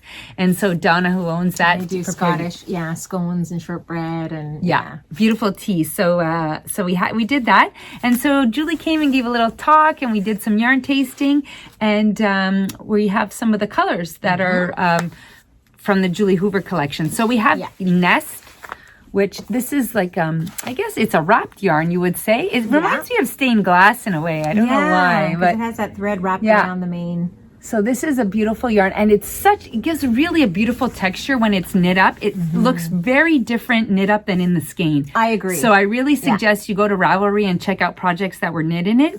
So it's fine Highland wool and alpaca, and it is a 20 to 22 stitch gauge. So really go and see it knit up. It's just lovely. You're going to love it. How beautiful are these colors that Julie Hoover consulted on? So often Shibui will launch a new sort of limited edition colorway for the year, but Julie proposed 3 colorways, and she thought they would take one of them, and they took all 3 of them, and they're all beautiful, and they're all sort of on trend. And they all worked so well together, and there's like a lot of luminosity in the colors. I find that's Silk Cloud on. So this is Black Plum, this is Glacier, and Vintage Rose. And I think we just have the colorways on those 2 bases right now. I believe that we are getting the Twig as well as the Pebble. Yeah. So that should be coming. They were unfortunately sold out quickly. So we couldn't get them for our event, but we did take special orders for those. So those are lovely new yarn that we have. What about, what we didn't talk about pattern-wise, Lise, is the Twistmas hat. Oh, do you want to talk about it? So the Twistmas. So this was really, this was part of the Cast On Collaborative Initiative to support mental health, and we were really honored to be approached by them to have a design. So we did have a design. Listen, I took us all. So as one pattern was released every day in December from a different designer, and I know that we talked about it, but we didn't. I don't think we were able to show our pattern yet before on the last podcast because it was before they started coming out. So this was our contribution to that initiative, and it was called the Twistmas hat. And Melissa and I, we had a long time to design, and you should have seen us at the end. We were like oh my god. But no, true to form, we both love twisted rib, and we both like something simple. So we decided that this is what we would do, and it was a huge success. It was huge success, and we the charity we chose was called Ami Quebec, which is a charity that supports people with mental health issues, but also their family and their caregivers, to give them support and tools in order to help people, their loved ones, or colleagues or friends who have mental health issues. So we raised quite a bit of money. I think it was, we were able to donate nearly $3,000. Yeah, so. almost $3,000. Yeah, How we were very amazing is happy. that? It made us think, gosh, why aren't we doing this a couple times a year? Yeah, you know, choose a different sort of fundraising initiative or charity and design a pattern. And 100%. We don't normally charge for our patterns. And then as soon as that December initiative was over, this reverted to being a free pattern. Yeah. But it's great to be able to raise money in that way, in a relatively easy way. Yeah. You know, to put something out there that people will enjoy knitting, and then also we're able to take and they feel good revenue. that they're contributing. And I have to say, Ami Quebec reached out to us, and they were so grateful, and they were so appreciative of, because they're a smaller organization, so they were so appreciative of the help that we gave them. And what was really nice is that Kitty, our tech editor, tech edited it for free. We didn't even ask. She just said, "This is my contribution." And Vicky, who's our translator, translated the pattern for free. Again, it was her own initiative. Yeah. So 100% of the profits went to Ami Quebec. Yeah. We were just so bummed on all the PayPal fees and taxes we had to pay, because we had to pay Quebec and federal taxes on the pattern. So, we could have given more, but what can we have to pay your taxes and pay service fees to PayPal? But or else 100% of the profits went to that. Yeah. So we are really grateful. And it's a cute hat. Shout out to Christy of Knit Cafe Creations as well. It was her brainchild, the whole December of Designers Cast On Collaborative. So we're very grateful for her approaching us. And so this is just a second version of the hat, where we took some minis and we just change them every couple of inches so that you could have a little bit of a fade in your hat. So, it's a great stash busting project, and it's actually knit with fingering weight yarn, held double with a strand of mohair. And this one is the Walk Collection. That's so this collection, is Walk Collection with mohair. And this one was Madeline Tosh Unicorn Tails, I believe, is what we had. So it's all like a single ply merino. Yeah. So the the Walk Collection, the Grace yarn, the Bien-Aimé merino singles, anything like that can be used. And then we top them in store with the Leva Fur pom-poms from Austria. These are faux fur pom-poms, which are so great and poofy, and they just come on a ribbon so that you can easily take them on and off and change them from hat to hat. And these are great quality. I was in a craft store downtown a few months ago, and I saw pom-poms that were quite a bit cheaper than these, but nothing on these. So you might pay a little bit more, but you're getting a really good quality pom-pom. Yeah. So we were just restocked. Yeah, with a whole bunch of those. Yeah, that's great. It's a while. It's called Twistmas, but it's a hat that's available all year round. So it's a free pattern once again. And somebody was asking us, "Oh, you should have kept it." For the charity, but then it's hard for us to keep track of that with like our other. It leads to a lot more sort of accounting fees and time and all that kind of thing too, because we have to get all that information to our accountant to do all the all the tracking. So you can just make a donation to your local charity if you feel like it, or Ami Quebec, and support them all. So many charities are online now, so you can easily do that. There you go. So I think we're just going to run through a few quick yarns and I think we're almost done. I think we have a lot of yarn here that we I know, but you have Farmer's Daughter. That's like the big one. So we had, was it in November or November? I think it was November. Yeah. So it was just before the La Bien-Aimée trunk show. We had a trunk show with Farmer's Daughter fibers. And this is the problem with doing our podcast so infrequently, is I really can't remember what we talked about on the last one versus this one. So we have notes. We talked about this already. I don't know. Anyway, this is the Craggy Tweed, which is a DK weight yarn with these beautiful nups. Do you have your hat on this that you... it's over there. Okay. So this was the Anchor's hat. I love this pattern. Did you get it? Did you? It's like the Anchor sweater. See, we knit the hats instead of the sweaters. So I knit that one with one skein of the DK with some Icer mohair. Of course. I hate to admit it, because I'm not a mohair person, but I can't tell you how it softens things up. It does. When you knit with mohair. It's already a soft yarn, but it just gives it that. Yeah, they're all soft, but it's like softer. Luxury. You really feel the luxury. Yeah. The heat. And also, it does make them warm. If there's a yarn that's pilly, this one is not pilly, but it stops pills. So it's really great all around, but yeah, it is really good for that. I noticed when I'm not going to come around strand though. my sweaters, they do pill a lot less when they have that mohair because it just keeps the, I don't know. It keeps them in check. It keeps those fibers in check. Exactly. So we have the Craggy Tweed, which is a DK weight, and it's 100% superwash merino, I believe. Then we have the Moon Sisters. Lise, what's the exact composition of that one? Okay, that's 75% superwash merino, 20% nylon, 5% stellina. And what's beautiful about the Farmer's Daughter, so subtle, the stellina, the Moon Sisters, is that it's sort bronzy. of a bronze color. Yeah. Which is really like bronzy, it's very, rose very gold. subtle, but when the light catches it, the sun's going down. Can you tell how long we've been doing this, Lise? It's like, I mean, well, at least we're doing it. We're doing it. We're doing it. We're doing it. And then did you talk about the mohair, Melissa? No, I didn't. So the Mighty Mo, I love the name Mighty Mo. Mighty Mo. 70% kid mohair and 30% silk. And how beautiful is this colorway? This is the dumpling colorway. Of course, this is what I grabbed off the shelf, and that's the same in the. Is that dumpling as well, or was that? I know it looks the same. Yeah, yes. It's dumpling.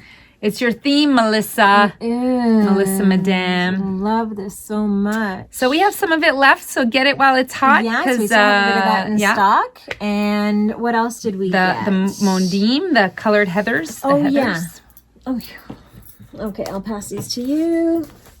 So this is really nice. I mean, we love a heather because it just adds so much depth to a yarn when you have. So that one you have in the middle was not one of their new heathers. No. I think their heathers are these 5. Ones. So these ones they just came out with. So we have I think almost all the colors. Because that's how we roll. We buy a lot. They may or may not all be fully stocked at the moment, but we did just get the 5 new Every time you colorways. think you buy a lot and have a large stash, just think about us. So these are beautiful. This yarn is developed as a sock yarn. It has no nylon in it.